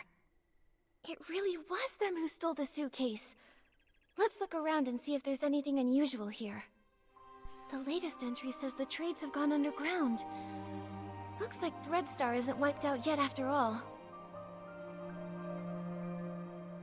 Although their public forces were struck down by the Kingdom Guards, their remnants are still operating in secret, kidnapping more PCs.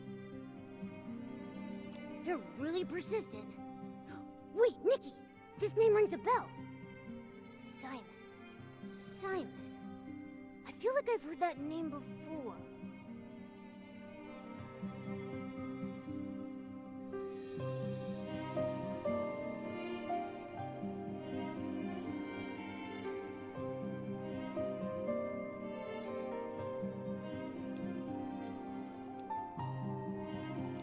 Oh, it was Tommy! The senior columnist he mentioned. His name is Mr. Simon. He said Mr. Simon was targeted by strange people, and then he disappeared. Whoa! Threadstar kidnapped him! Tommy would be so heartbroken! Whether it's for profit or some other reason, they're willing to hurt so many. Unforgivable. Whether kidnapping PCs to make performance costumes or harming those who know the truth to cover up their schemes, their cruelty and evil is absolutely unforgivable. Let's keep looking through this. We have to pick up their trail. Mr. Leon rented Threadstar's costumes so many times. I suppose he had no idea those costumes were made from the fabric of other PCs. Judging by how obsessed he is with art, I bet he didn't even understand what was going on when Threadstar went under. True. If I remember correctly, Mr. Leon was always a loyal Threadstar customer. He never looked into the power behind the costumes. He just wanted to use them to draw the audience's attention. But just like we saw earlier, these evil costumes not only consume the life of the PCs, but also harm the wearers. I wonder what actually happened to the human that imbued Mr. Leon's fabric with wishes. There are other renters too. Cersei! Leora, it seems like the record here shows the costume you were born from.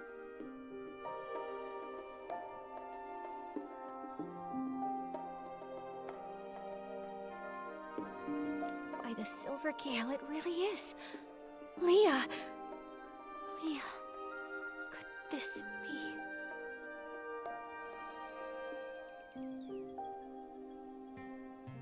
Are you okay, Leora? Does this bring anything to mind?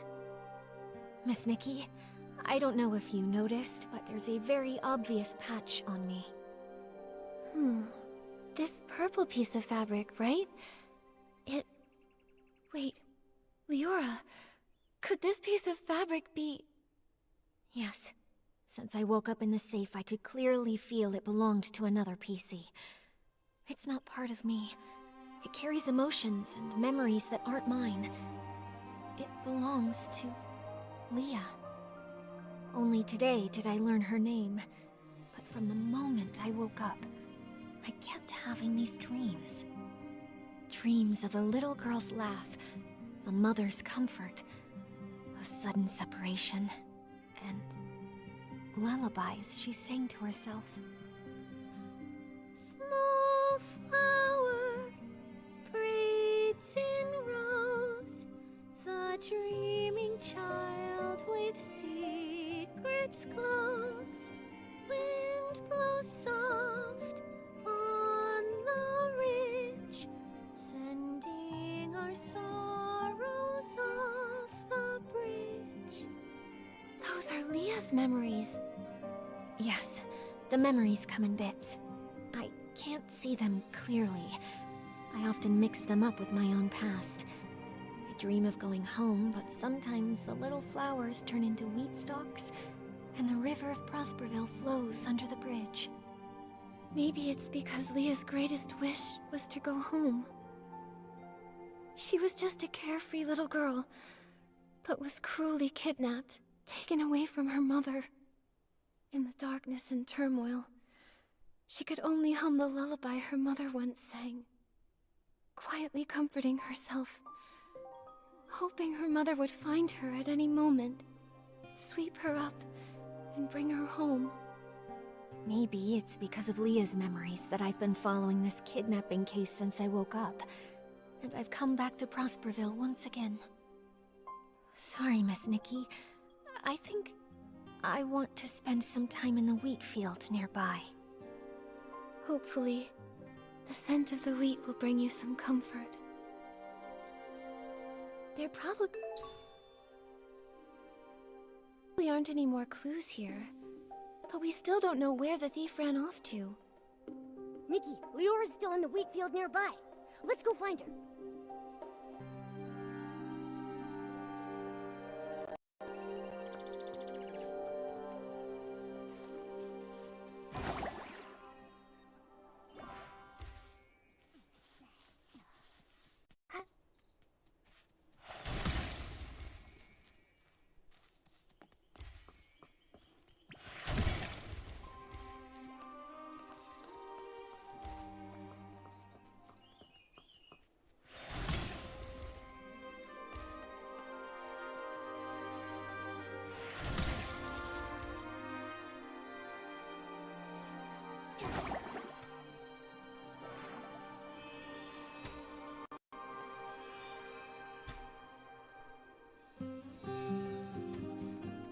The heavy wheat bows low with grace, counting grains as winds embrace. Oh wind, please look and see the shining stage, tall towers free. Leora, are you feeling better? Thank you for asking, Nikki. I'm okay. I just remembered some things from the past. Some things from Prosperville? I heard you humming "The heavy wheat bows low." Yes, back then I was a cheerful village girl. I made up this little rhyme myself. I used it in As Rain Falls, As Flowers Bloom, changing the wheat to flowers and grains to seeds. Cersei must have loved running through the waving fields in Prosperville, sitting on haystacks, singing, sleeping with the scent of wheat. Sadly, Miss Nikki, back then, I hadn't yet lost those golden stalks, so I didn't understand how precious they were. I was just tired of my unchanging hometown, dreaming of the big city people talked about. So I stood here often, wearing the outfit I designed. I pretended to be a scarecrow. I called to wind and birds, hoping to catch news from afar, like the little sorceress, craving sunny days but too afraid to face them. A stage wider than any room at home, and spotlights even brighter than the sun. I wanted to see what they truly looked like. By fate's design, as I wore that very outfit, Benny chose me. Wait, so it was Benny who discovered you. Maybe he isn't unlucky after all. sure Benny returned to Golden Fields this time to scout the next star. He must have recalled Cersei's success back then. Success? Maybe. Back then, Benny was so ambitious, determined to shape the perfect star. He said he'd be my agent, helping me become a great actress and see the bustling world beyond with my own eyes. So I left and never returned. There's nothing wrong with yearning for a distant, glamorous life. I believe that Cersei never meant to leave forever. She just wanted to see another world and explore more possibilities. Yeah, it was that wicked Threadstar's fault you never came back. Yes, I don't regret setting out on my journey, but I do regret never knowing which direction to take. Actually, I got tired of entertainment fast. Loud but hollow applauses, suffocating parties. So boring compared to an afternoon lying in the wheat fields. But becoming a star is quite a worthy dream, don't you think so? If I didn't chase that passion, then what else would I pursue? So I never stopped. I understand that. It's like being blown along by the wind, unsure if it's really the direction you want, but by the time you realize it, it's already too late to stop. Exactly. I uncovered Threadstar's plot and was drawn to this new, unexpected force. Then, I searched for the truth. I died, was reborn, and I began to dream. Dreams of wheat fields, dreams of spotlights, and Leah's dreams. I searched for my own dream through countless others. Leah wanted to go home, but what about me? Small birds chirp away. With stalks of wheat they sway. Oh, birds, help me find. Find the sunrise where I began. Find the last of the crossroads.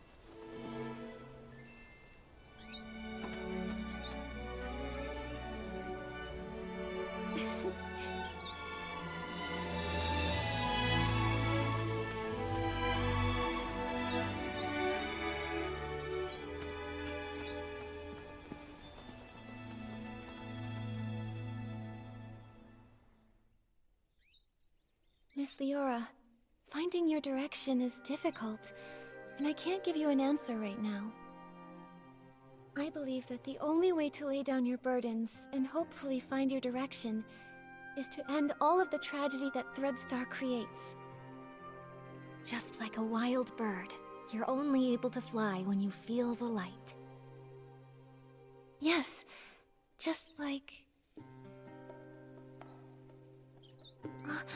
a bird! Miss Leora, since that Threadstar thief once fed the birds might know where they ran off to. Maybe the birds do know the way. Miss Nikki, no matter where I end up, I never want Leah's tragedy to happen to anyone ever again. This outfit has the ability to call the birds. Let's give it a try. After all, we must find that thief. My inspiration came from the wheat fields, and it's only within these fields that this outfit is able to access its full power.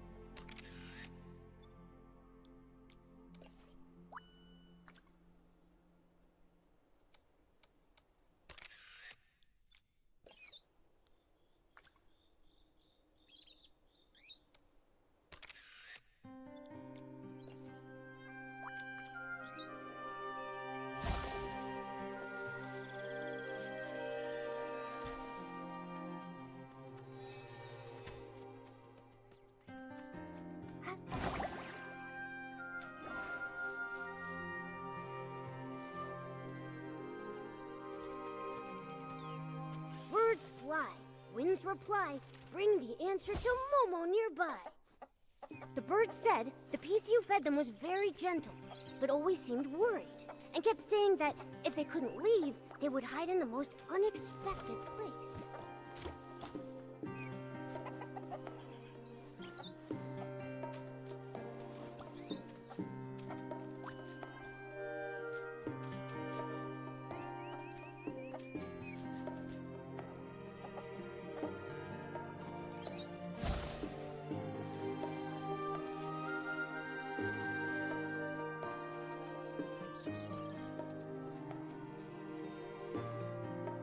Birds fly, winds reply, bring the answer to Momo nearby. Wait a sec. This Barasson said it saw that PC dash away. It chased them halfway across the ridge, but still couldn't hold them back. That PC comforted the Barasson, saying they would hide where many PCs gathered, and they promised to return with the tastiest grains for them.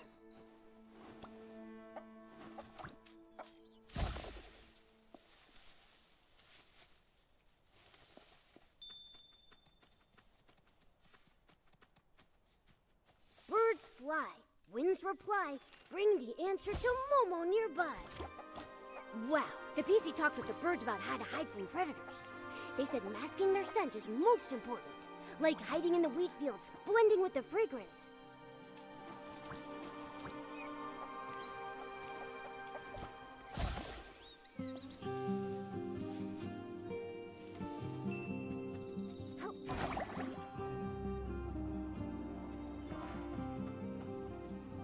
So the birds saw that thief.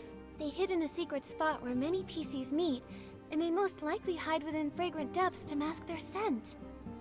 And it said they would hide in the most unexpected place. I see. Miss Nikki, where do you think that place is?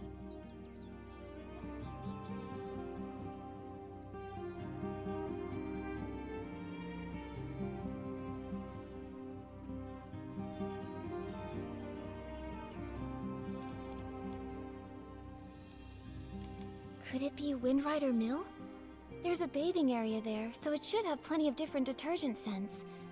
Also, a lot of PCs have lived there for a long time. Oh, that makes sense! But Windrider Mill is so bright and open. Where would there be a hidden spot? I have a feeling it might be somewhere else. Good point. Give me a moment.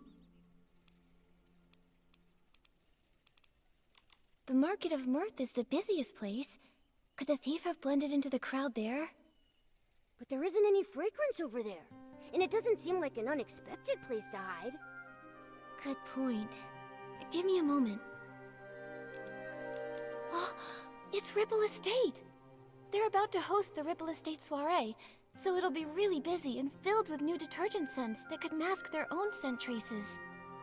Where do PCs gather with lots of hidden spots? It must be... the Ripple Wine Cellar! Exactly. The most dangerous place might actually be the safest. The thief must think the Ripple Wine Cellar is the spot we'd least expect. Wow! Impressive, Detective Nikki! Such a clever thief.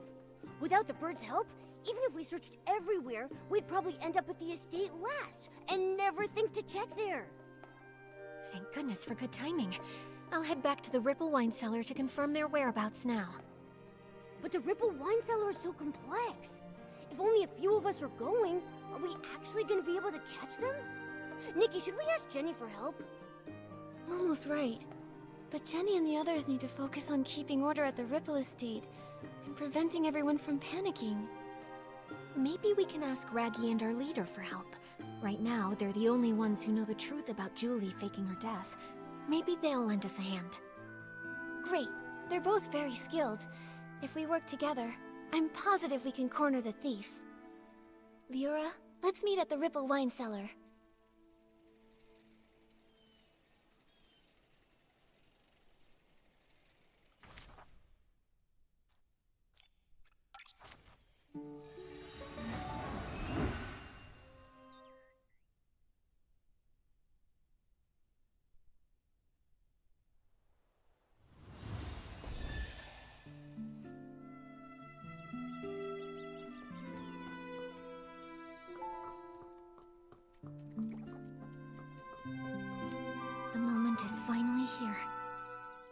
Leora. Gordon just reinforced my buttons for me, so I'm feeling super strong.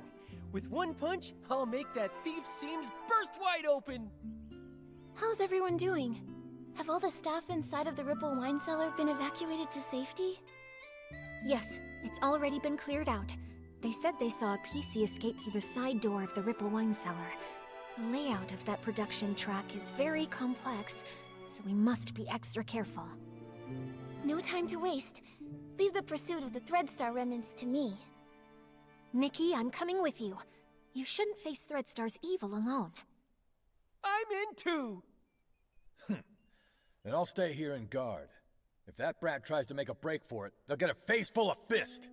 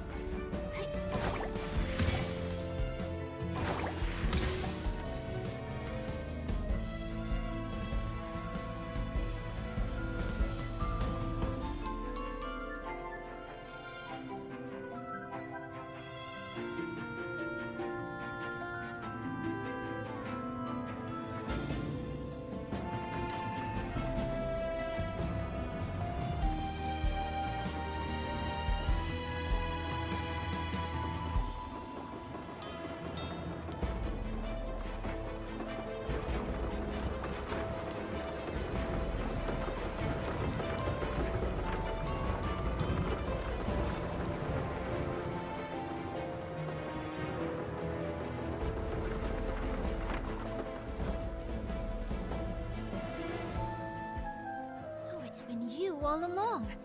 Colleen, this time you won't get away.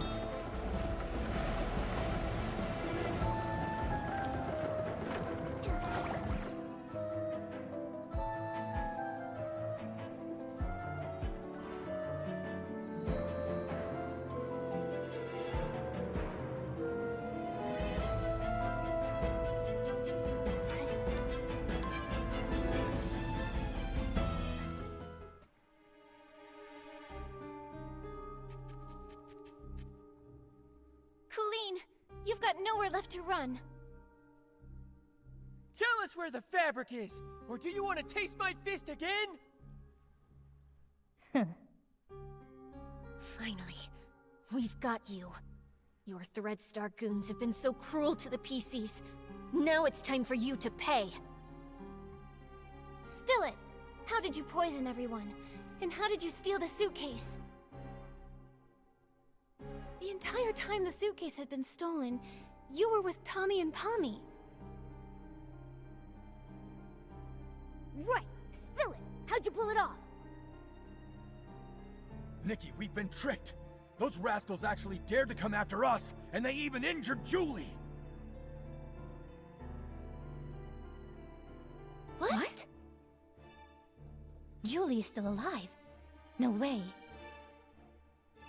But the suitcase thief is here, so who's going to attack Madame Julie? You've got accomplices, don't you? You're not the only Threadstar remnants hiding throughout the Ripple Estate.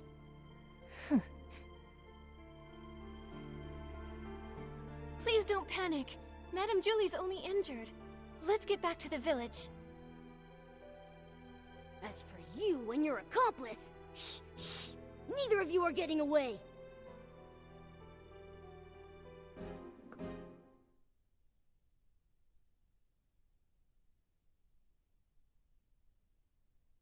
Away. It's just a light breeze. I'm not worried at all.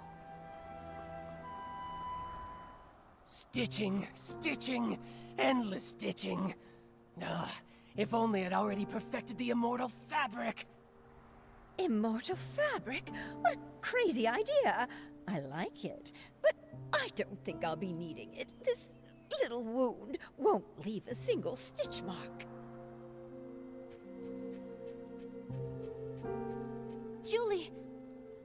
Madame Julie, are you all right? Do not worry, my dear. If you ask where I was hurting the most, I would have to say not being able to use the strongest detergent for a while was truly heartbreaking. You always make it sound so easy. What exactly happened? Who did this? I'd have to say I was pretty lucky, if it weren't for my friend over there. Her again. Madame Julie, are you saying that she attacked you? She saved my life, dear. Earlier, a swarm of Esslings suddenly appeared in the village. Julie said they were after her. She told our leader to protect the others, then drove the Esslings away. Then, there was some sudden commotion that shook the windows open.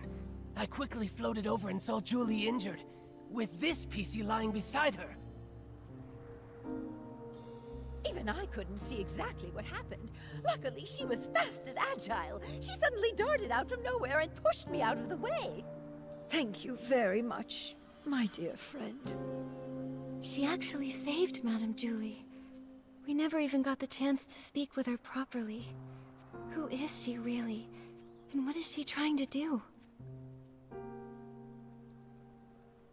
Gordon, is she badly hurt? Can you fix her? Of course, thanks to Julie's Floragel cloth, but... Nikki, I think she wants to say something. Chase them! Hello? What do you mean? Who are you chasing? Don't worry, take your time. You're safe here. Leah. Leah? Leora, could it be that she suddenly leapt at you because she sensed Leah's presence? But how would she even know Leah? Could it be... Small flower, braids in rows. The dreaming child with secrets glows. Wind blows soft on the ridge, sending our sorrows off the bridge. Leah. She seems calmer now. I'll try playing this lullaby on the violin. Hopefully, she can rest peacefully in the music and dream without any pain.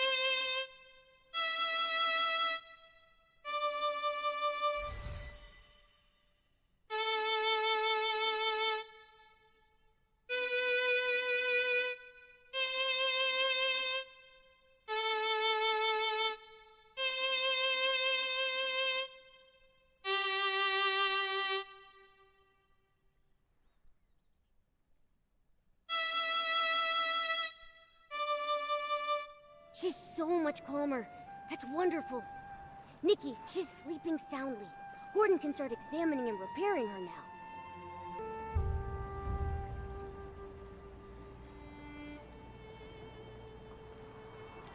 This is just unbelievable. Even I never thought something like this could happen. What is it? Did you discover something? This patchy PC. This is utterly mad. I'm still checking, but... Yes, every single piece of fabric on her body comes from the body of a different PC. That's just like the Threadstar costumes! Leora has a patch from Leah, so she has Leah's memories. With all of those patches, this PC... She must always be dreaming noisy, chaotic dreams, pulled in all directions by countless voices. Sometimes she might suddenly forget who she is, or why she even came here. No wonder she sometimes seems like a completely different PC. The reason she often talks to herself and struggles to connect with others is that her mind is confused and lost. But why would she do this? Or was she made this way by someone else? This is so bizarre. I'm afraid we won't figure it out until she wakes up. And the attack. Only she might have seen the attacker. Speaking of the attack, that pocket watch she's wearing seems broken. It's stuck at 11:18. Could that be the time of the attack? That watch stopped long ago. I took it apart while checking.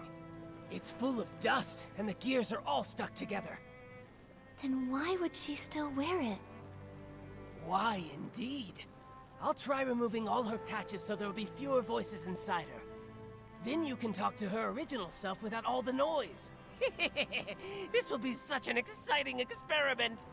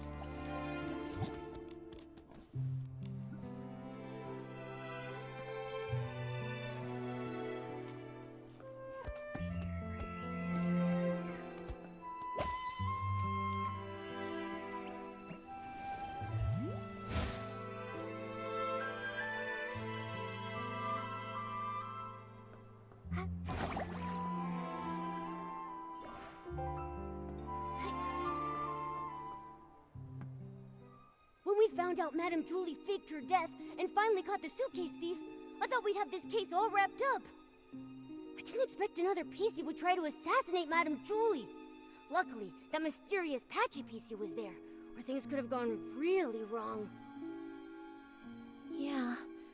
Even though we still don't know who she really is, or why she's doing all this, we definitely owe her our thanks. To be honest, with everything going on, I'm feeling pretty confused right now. Detective Nikki, do you have any new ideas?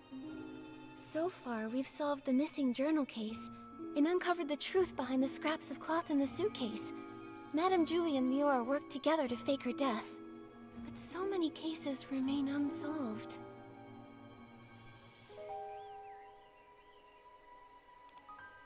We never managed to catch who poisoned the Dawn's first light detergent. But now the evidence might be pointing to Colleen being the culprit.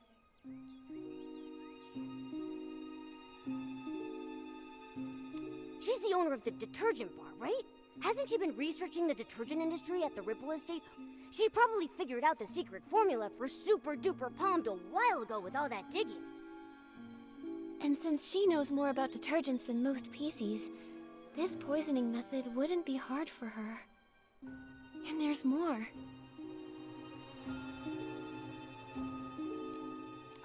We tracked the suitcase and ended up at Colleen, but she didn't actually steal the suitcase. The real thief is probably an accomplice of hers who's still hiding in the shadows. Look at her, with that top hat and bow tie. I thought she was just a cold but decent PC. Turns out she's a major troublemaker. Luckily, with Gordon's reagent and help from Leora and Raggy, we managed to trap her. Otherwise, she would have run off with the suitcase into the abandoned district. Why is she so desperate to move the fabric inside? What's her goal? And there's more. If it weren't for Madame Julie and Leora stepping in, we would have never known that all of this connects back to the Thread Star from hundreds of years ago.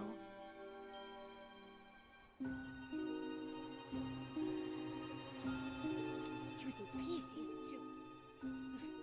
It's too cruel. I can barely say it out loud. Such a heartless company.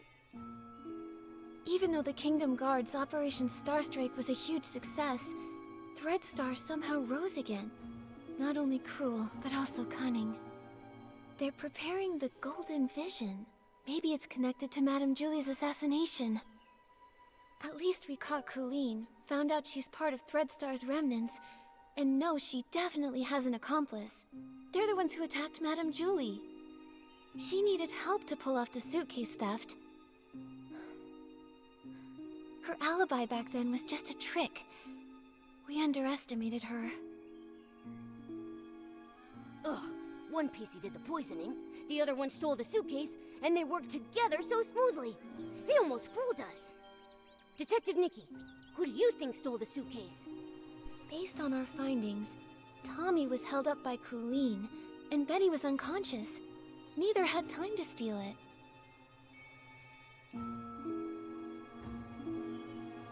Leora is Madame Julie's friend. She wouldn't steal it. And Mr. Leon had hallucinations near the scene and had multiple eyewitnesses confirm his innocence. So no suspects there either.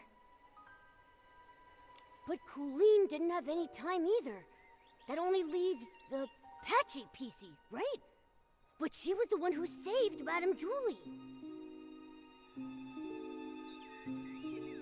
I'm a bit confused now. We must have missed some key information.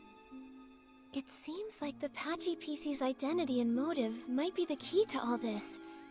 Let's hope the truth comes out when she finally wakes up.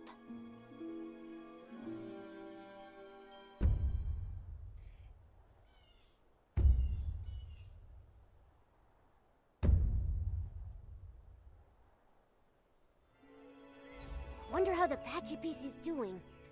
Nikki, let's head to Prosperville to check on her and Madame Julie.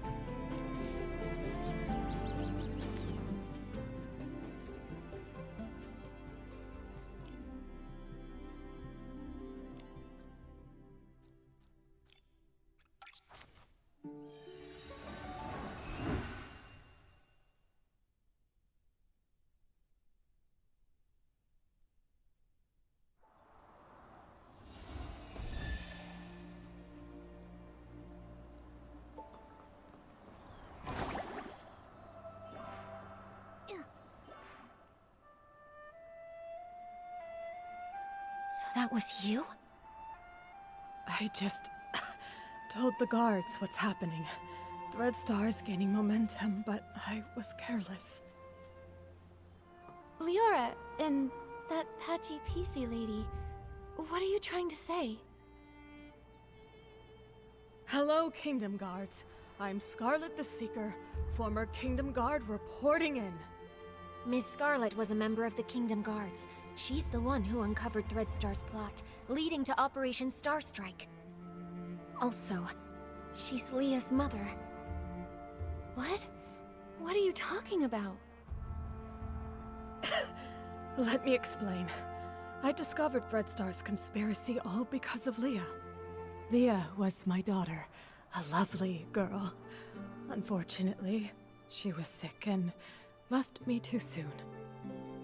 I always kept her little clothes by my bed, pretending she never left. I missed her dearly. Then one day, I thought this PC was a blessing from the gods, so I called her Leah. I cared for her fabric, we played, and I sang Leah's favorite song, Small flower, braids in rows, the dreaming child with secrets glows. Ah, happy days. I always slept with a smile on my face, until she vanished too. Gone without a trace, like she never existed. I looked everywhere, but never found her. So I started investigating all the cases of missing PCs, hoping to find a clue. That's when I noticed Threadstar. The Kingdom Guards took it seriously, and Operation Starstrike succeeded. Threadstar was seemingly gone, but I still wasn't able to find my dear Leah. No matter where I looked, I never saw her again. Later, I left the guards and died alone, still searching for my baby girl. I was then reborn as a PC. This broken pocket watch stopped exactly at the time Leah left. I wear it always. I swore on it.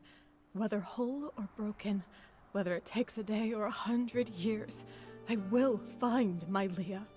After a while, I began sewing pieces of the victim PCs onto myself, piecing together their memories to find the truth. I've followed those memories ever since. Threadstar kidnapped Leah and turned her into... That's why you were so emotional seeing Leora. You were sensing Leah. Yes, those memories confused my mind, but I will never forget Leah's presence. Leah, my little Leah, I miss you so much. Wind blows soft on the ridge, sending our sorrows off the bridge. Leah knows your voice. I know. I followed Benny here because I suspected that over the decades, he's been helping Threadstar pick kidnapping targets. Wait, so you think Benny is a member of Threadstar? That's why you attacked him? Attack? I did chase him, but I didn't succeed. How come? What a liar. Benny wasn't at the fermentation zone his first day at the estate. I found him there, but that was early on the second morning. Wait, that's the day after the first poisoning case. A whole entire day after Benny claimed he was attacked. His first day hiding in the estate, I couldn't follow him inside. The next day, I followed him to the fermentation zone, trying to catch him. I was distracted by a noise, probably one of his accomplices. He escaped, and I wasn't able to attack him. The so-called attack was just a setup. I understand now. We need to catch Benny quickly. Don't worry, Gordon asked Jenny to keep him locked up. Both he and Colleen have already been detained. Unfortunately, the PC who attacked Julie used some forbidden power to strike from a distance. I didn't see them, so I can't be sure if it was Benny. That's okay. You get some rest. I'll take it from here. I'm heading back to Ripple Estate to have a talk with them.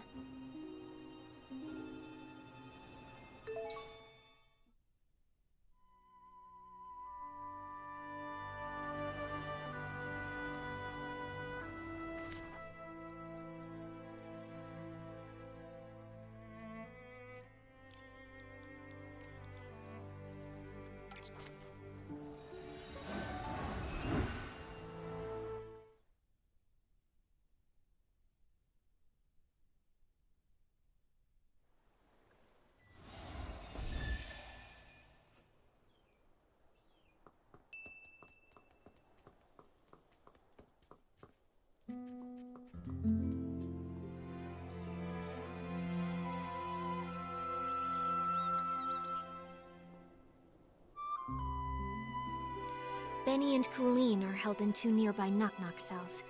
It also looks like the others found these shredded fabrics on Colleen, but she won't explain why she stole the suitcase. As for Benny, I have yet to see him. I heard he's insisting on his innocence and begging to leave the abandoned district. Suspecting an old friend must feel awful. Leora, if you ever need to talk, I'll be here for you. It's okay, Miss Nikki. After hearing about Miss Scarlet's investigation, I had some doubts about Benny. After all, if it hadn't been for him, I wouldn't have started renting costumes from Threadstar. Huh? Didn't you start to suspect him when Threadstar got into trouble? Threadstar was popular then, and their custom stage costumes were in high demand. Benny was a perfectionist and wanted me to rent a magical costume to boost my influence. It wasn't that strange to me. So just like I never told Juliet about these things, I never told Benny I was investigating Threadstar either. But I never expected to run into him here, right when we were tracking down Threadstar's remnants. Returning to the abandoned district after a long time, and running into so many accidents, it's hard not to be suspicious. Indeed, I've been afraid to face him because I'm worried I might get a bad answer. Leora, were you close to Benny in the past? Close? Yes, I suppose. As my agent, even though he was treated differently because of his facial scar, he always did his best to shield me from unwanted gatherings and fought for me to have more opportunities. I appreciated him. Benny said the scar was an old injury. Did he get it back then? No, it was even earlier. He was born from a torn piece of clothing. The owner of the clothing was a struggling actor who had an accident. It happened during a very dangerous performance. Both he and the costume were left with a permanent scar, and his dreams shattered. When I met Benny, he never really spoke about it, but kept washing himself and tidying the house, as if trying to repair every broken piece of his life. The pain from that accident, just like that scar, never faded from Benny's heart. Maybe because of this, he was a perfectionist and very strict with me, demanding I be a perfect star in everything I did. But he also cared for me a lot, like an older brother, ironing out every crease in my costume and making sure to tidy up my messy dressing table. At every performance, he stood backstage, applauded me, and gave me a bouquet of flowers. He wanted the spotlight on me even more than I did, as if the light could also heal his scars. Sorry for rambling. The most important thing to do now is to figure out what they're hiding. I think we can start by questioning him. If what I know about him isn't entirely based on lies, then he's not someone who's good at keeping secrets. All right, leave it to me. Momo, let's go ask Benny some questions.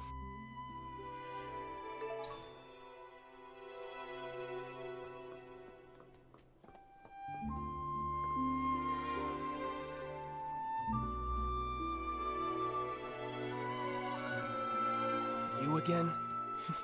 Detectives. Is it my turn to be treated like a suspect now?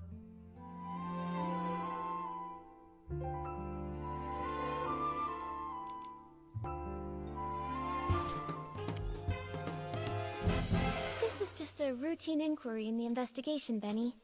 If you're truly innocent, I recommend that you cooperate fully and answer my questions seriously.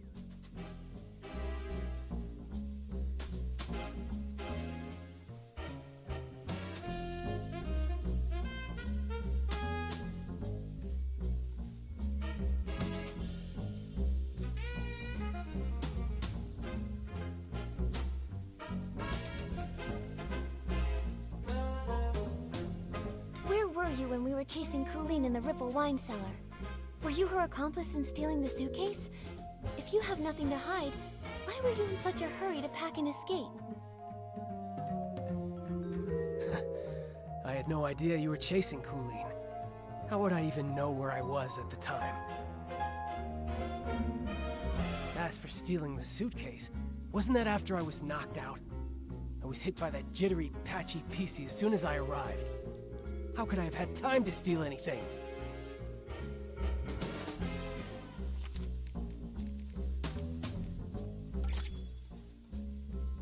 Benny, I'm afraid that what you don't know is that we've already spoken with that patchy PC you mentioned. What? That's impossible. That thing can't even form a complete sentence. How could you possibly... Miss Scarlet has finally regained her senses. She's not some evil PC like you tried to frame her as. In fact, it's the opposite. You're the suspect, and that's why she's been chasing you all along.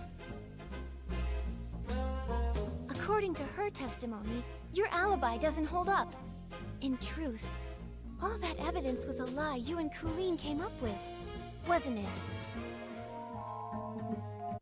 If I deduced correctly, your arrival time in the abandoned district is accurate. Wendy can confirm that much, so you couldn't have faked it. But everything after that? Completely fabricated. The day you arrived, you went straight to the Ripple Estate to meet up with Colleen and set your plan to steal the suitcase. Colleen poisoned the detergent, and you stole the suitcase. She poisoned herself so she wouldn't be a suspect for the suitcase theft. Exactly. After stealing it, you left the estate and met with Colleen in the fermentation zone. She always said she had a habit of doing her research at night. But once you left the estate grounds, Ms. Scarlet spotted you again. Thanks to Colleen's help, you managed to escape. After that, the two of you chose to stage a fake attack scene to frame Ms. Scarlet.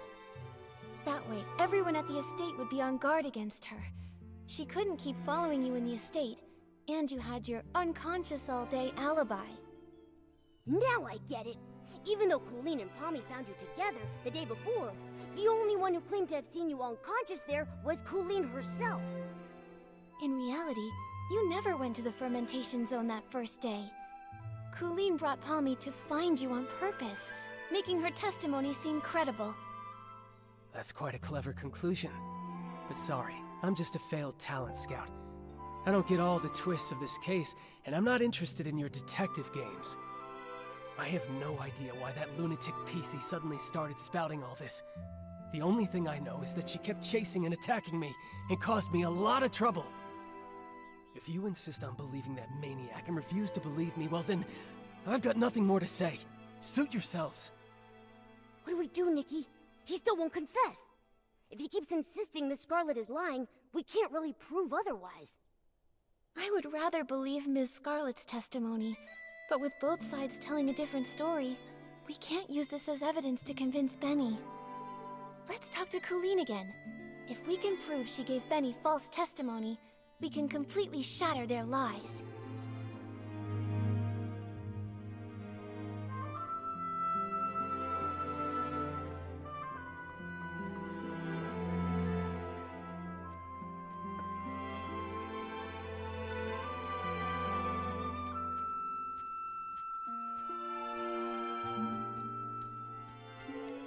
So, now you've sent a human and this little yellow furball.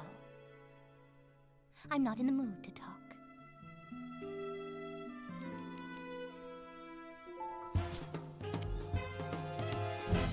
Colleen, refusing to talk won't help. Since you had the guts to steal Madame Julie's suitcase, you should have been prepared for the truth to eventually reveal itself.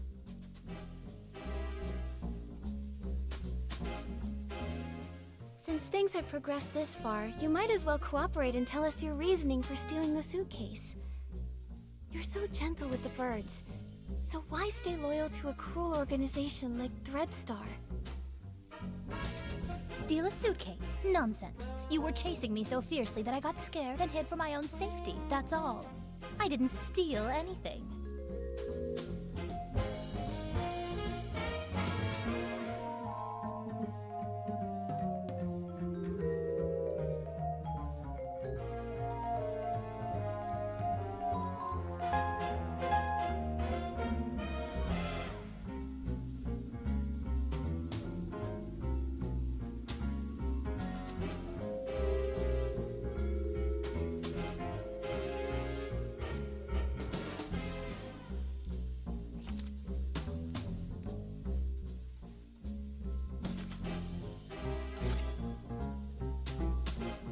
scraps were found in your possession. Still going to deny it? Just some cloth scraps. I use them to test detergents. What? Is there a rule against bringing your own scraps to Ripple Estate?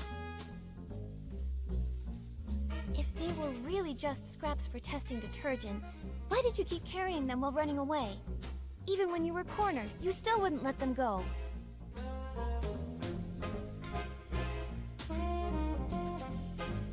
I'm a professional detergent bar owner. I have my reasons. I hate repeating myself. Last time. Prove where the scraps came. I'm a professional detergent bar owner. I have my reasons.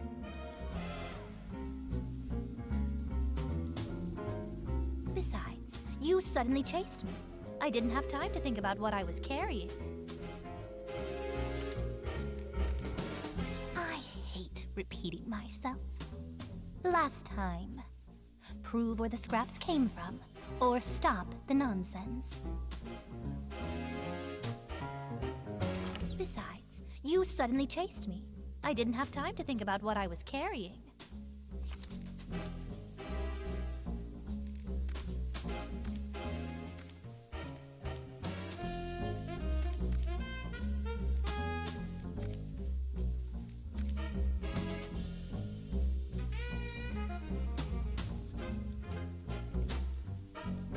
If you can't prove where these scraps came from, stop wasting my time.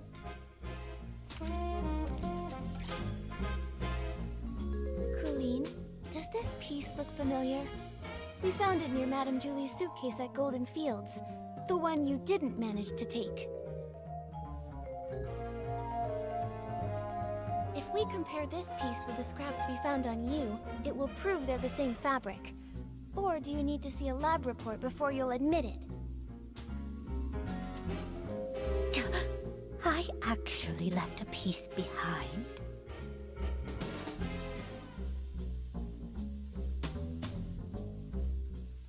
Looks like you just admitted to being the suitcase thief. Now, one more question.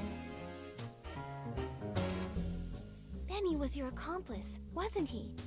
His so-called coma was just your cover. He was never attacked at all, was he? And what does it matter if I am the suitcase thief? Give it up. I'll never tell you anything else.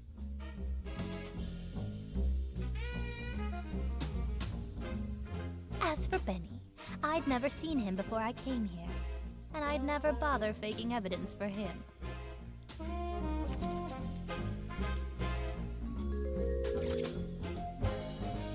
Benny's notes say he often visits the Nightshade Lounge, the very one you own, Colleen.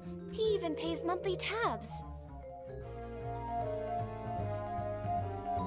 A hands-on bar owner that goes as far as to personally test detergents, and even carries around test fabric scraps just in case. And yet you claim to never have met someone who's obviously a regular customer of theirs. What a liar! That fool! Of all the things, how could he drop this page? Stupid. Utterly stupid. It's over, Colleen. No denying it now. You and Benny were a team, poisoning the Dawn's First Light detergent just to steal that suitcase. Why? What is this golden vision? Why kidnap so many PCs? Why target Madame Julie? Don't you think enough PCs died already? Colleen, it's not too late. Tell us the truth, and we can stop more PCs from being lost. Fine, I do know Benny. But just like you said, it's nothing more than a bar owner and a regular. I'd never risk faking evidence for a customer. And even if he came fairly often, I never liked that man. What a pretentious fool. What do we do, Nikki? This is the most stubborn PC I've ever seen. She's still not telling us anything.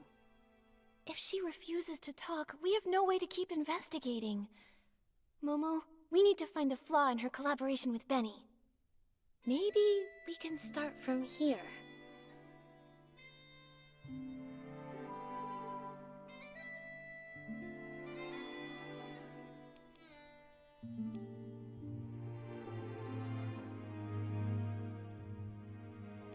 I've got it!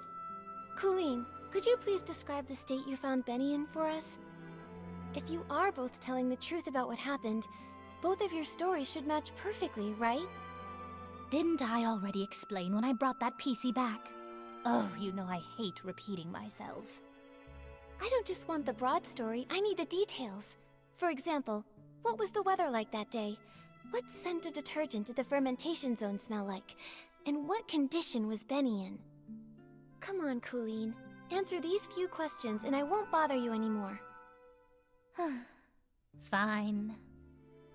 That early morning, actually, the very morning of the Dawn's first light chaos, I went to check the fermentation zone and saw a buttonfoot and a white glove coming from the wooden barrel house.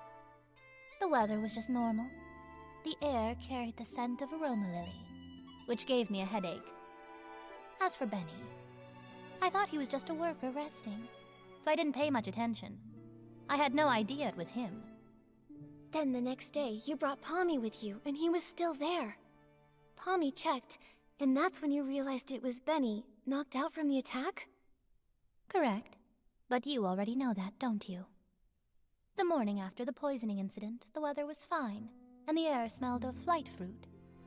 He was lying in the exact same spot, still unconscious. Just one blow to the back of the head, and he is out that long. How pathetic. Now, is that enough? Don't bother me anymore.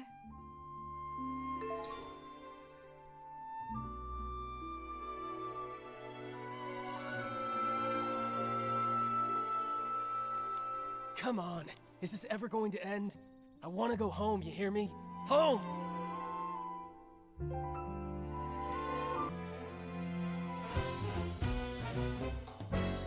Benny, we have one final question. If you can answer it honestly, then maybe you can go home sooner. Please describe your experience of being attacked and knocked out, and when Colleen and Pommy found you. What was the weather like that day? What scent of detergent did the fermentation zone smell like? What condition were you in?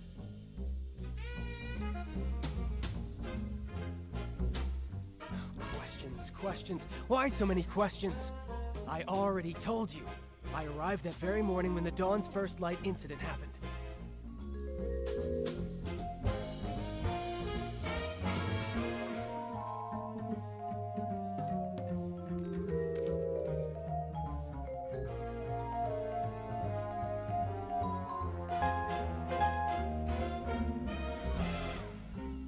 It was still dark when I reached the estate. I got lost for a while before I found the fermentation zone, and then ran into that sneaky PC. As for the weather, it was pitch dark. Who knows what the weather was like? The scent? Probably something like wool fruit. I was really tired at the time. I just wanted to ask for directions.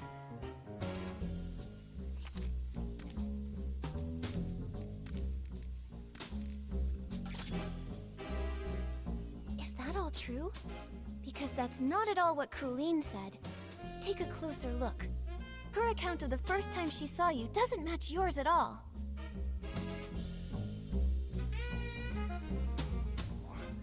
What?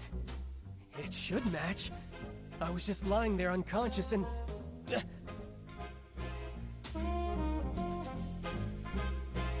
You noticed too, right? She said the fermentation zone smelled of aroma lily, but you said wool fruit. If I didn't know any better, I'd say one of you wasn't there.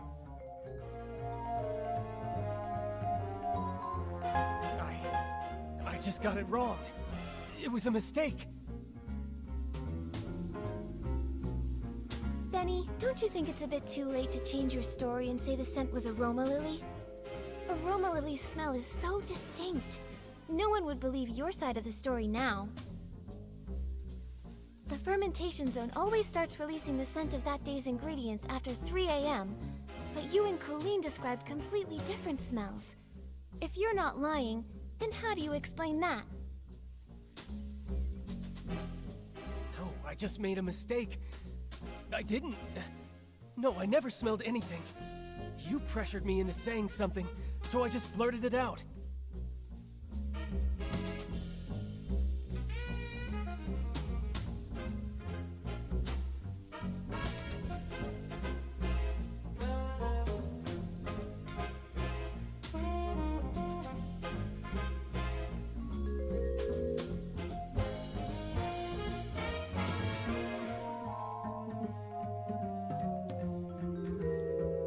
Wait, I remember. I remember now. It wasn't past 3 a.m. when I arrived. I got to the abandoned district by 2 a.m., so I wasn't lost that long. I wandered a bit after that, of course, but not for long. Then I saw that crazy PC's pocket watch. It read 2:30.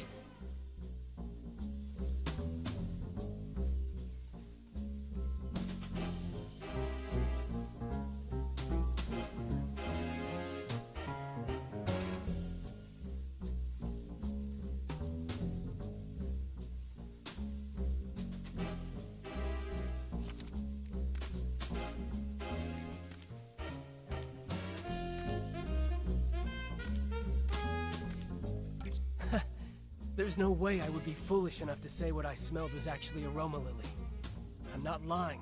I just misremembered the facts. What you're showing me doesn't prove anything. I wandered a bit after that, of course, but not for long.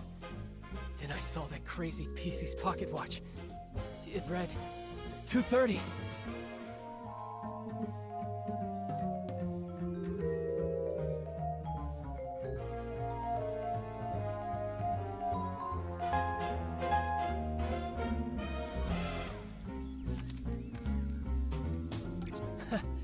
There's no way I would be foolish enough to say what I smelled was actually aroma lily. I'm not lying. I just misremembered the facts. What you're showing me doesn't prove anything.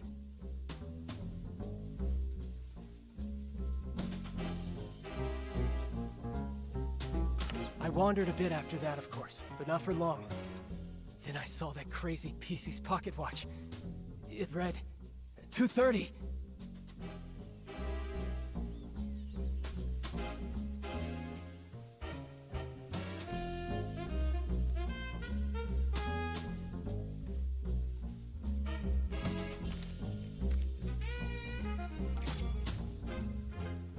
You made a huge mistake, Benny. You keep trying to frame Miss Scarlet, but you don't know her story, or the spirit and the sheer willpower behind her pursuit. That pocket watch was broken from the start. It's forever stuck at 11:18, the time Miss Scarlet lost her daughter. Broken? Always broken? Lost her daughter. No, I don't understand. Her daughter was murdered by Threadstar. You couldn't have seen 2:30 on that watch, so you're lying. Benny, I suggest you confess. It's over, Benny. Time to admit you lied. We already know your background.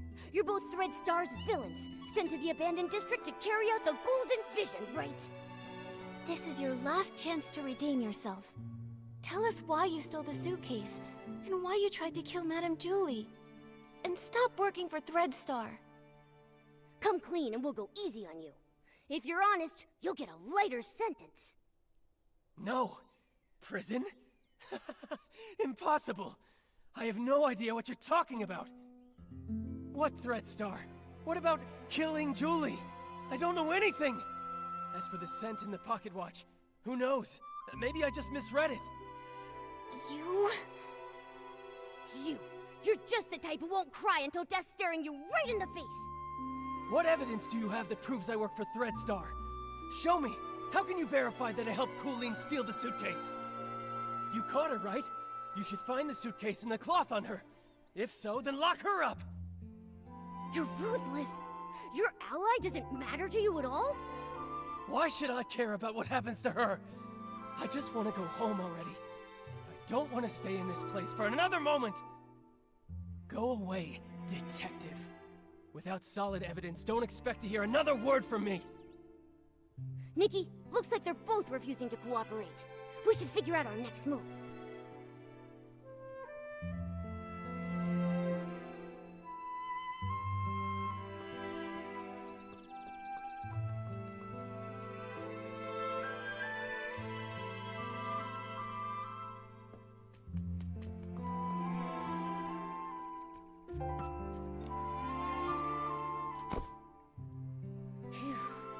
These two are hard to deal with. They're starting to crack, but they still won't confess. Don't lose hope, Momo. At least we know they're partners now. Benny's so-called attack probably aligns with my theory. It's just a story they made up. Threadstar must have sent a few members to the abandoned district to carry out the Golden Vision. But what exactly is the Golden Vision? And why would they want to hurt Madame Julie so badly? What should we do now, Detective Nikki? Their lips are totally zipped. Not even a hint. How are we supposed to piece the story together when we have no clues at all? Hold on. Like I've said before, no matter how perfect a crime seems, if you look closely enough, cracks will always show. Bad seeds only grow bad fruit. I doubt that we're going to get any more information from Colleen. She would rather confess to stealing the suitcase and accept being punished than tell us what really happened.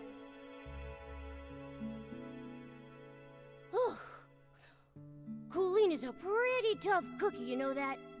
I mean, even if I pulled out my razor-sharp claws, I don't think she would be fazed in the slightest. She's just that tough.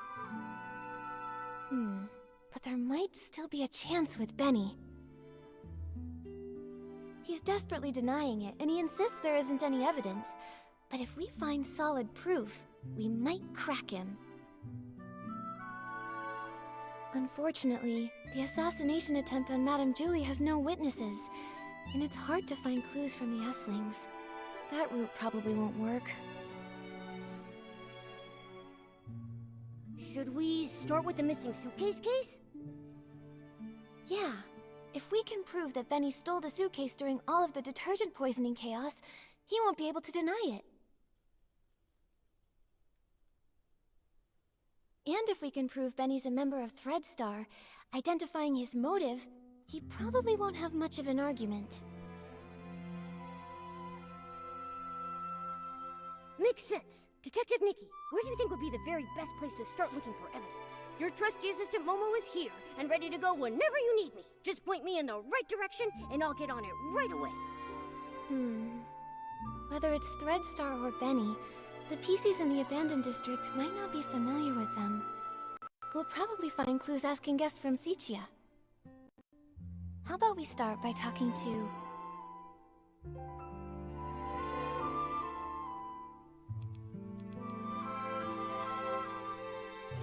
Leora. Since Benny was once Cersei's agent, she must know Benny's past better than nearly anyone else around. Alright, let's get going. With Nikki on the case, we've got this.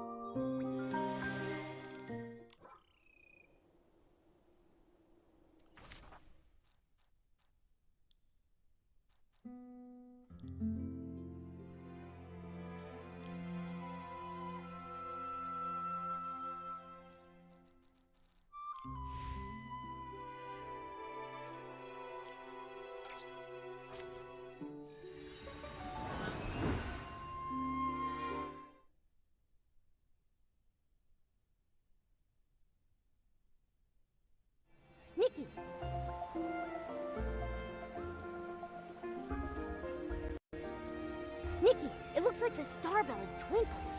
Maybe try shaking it?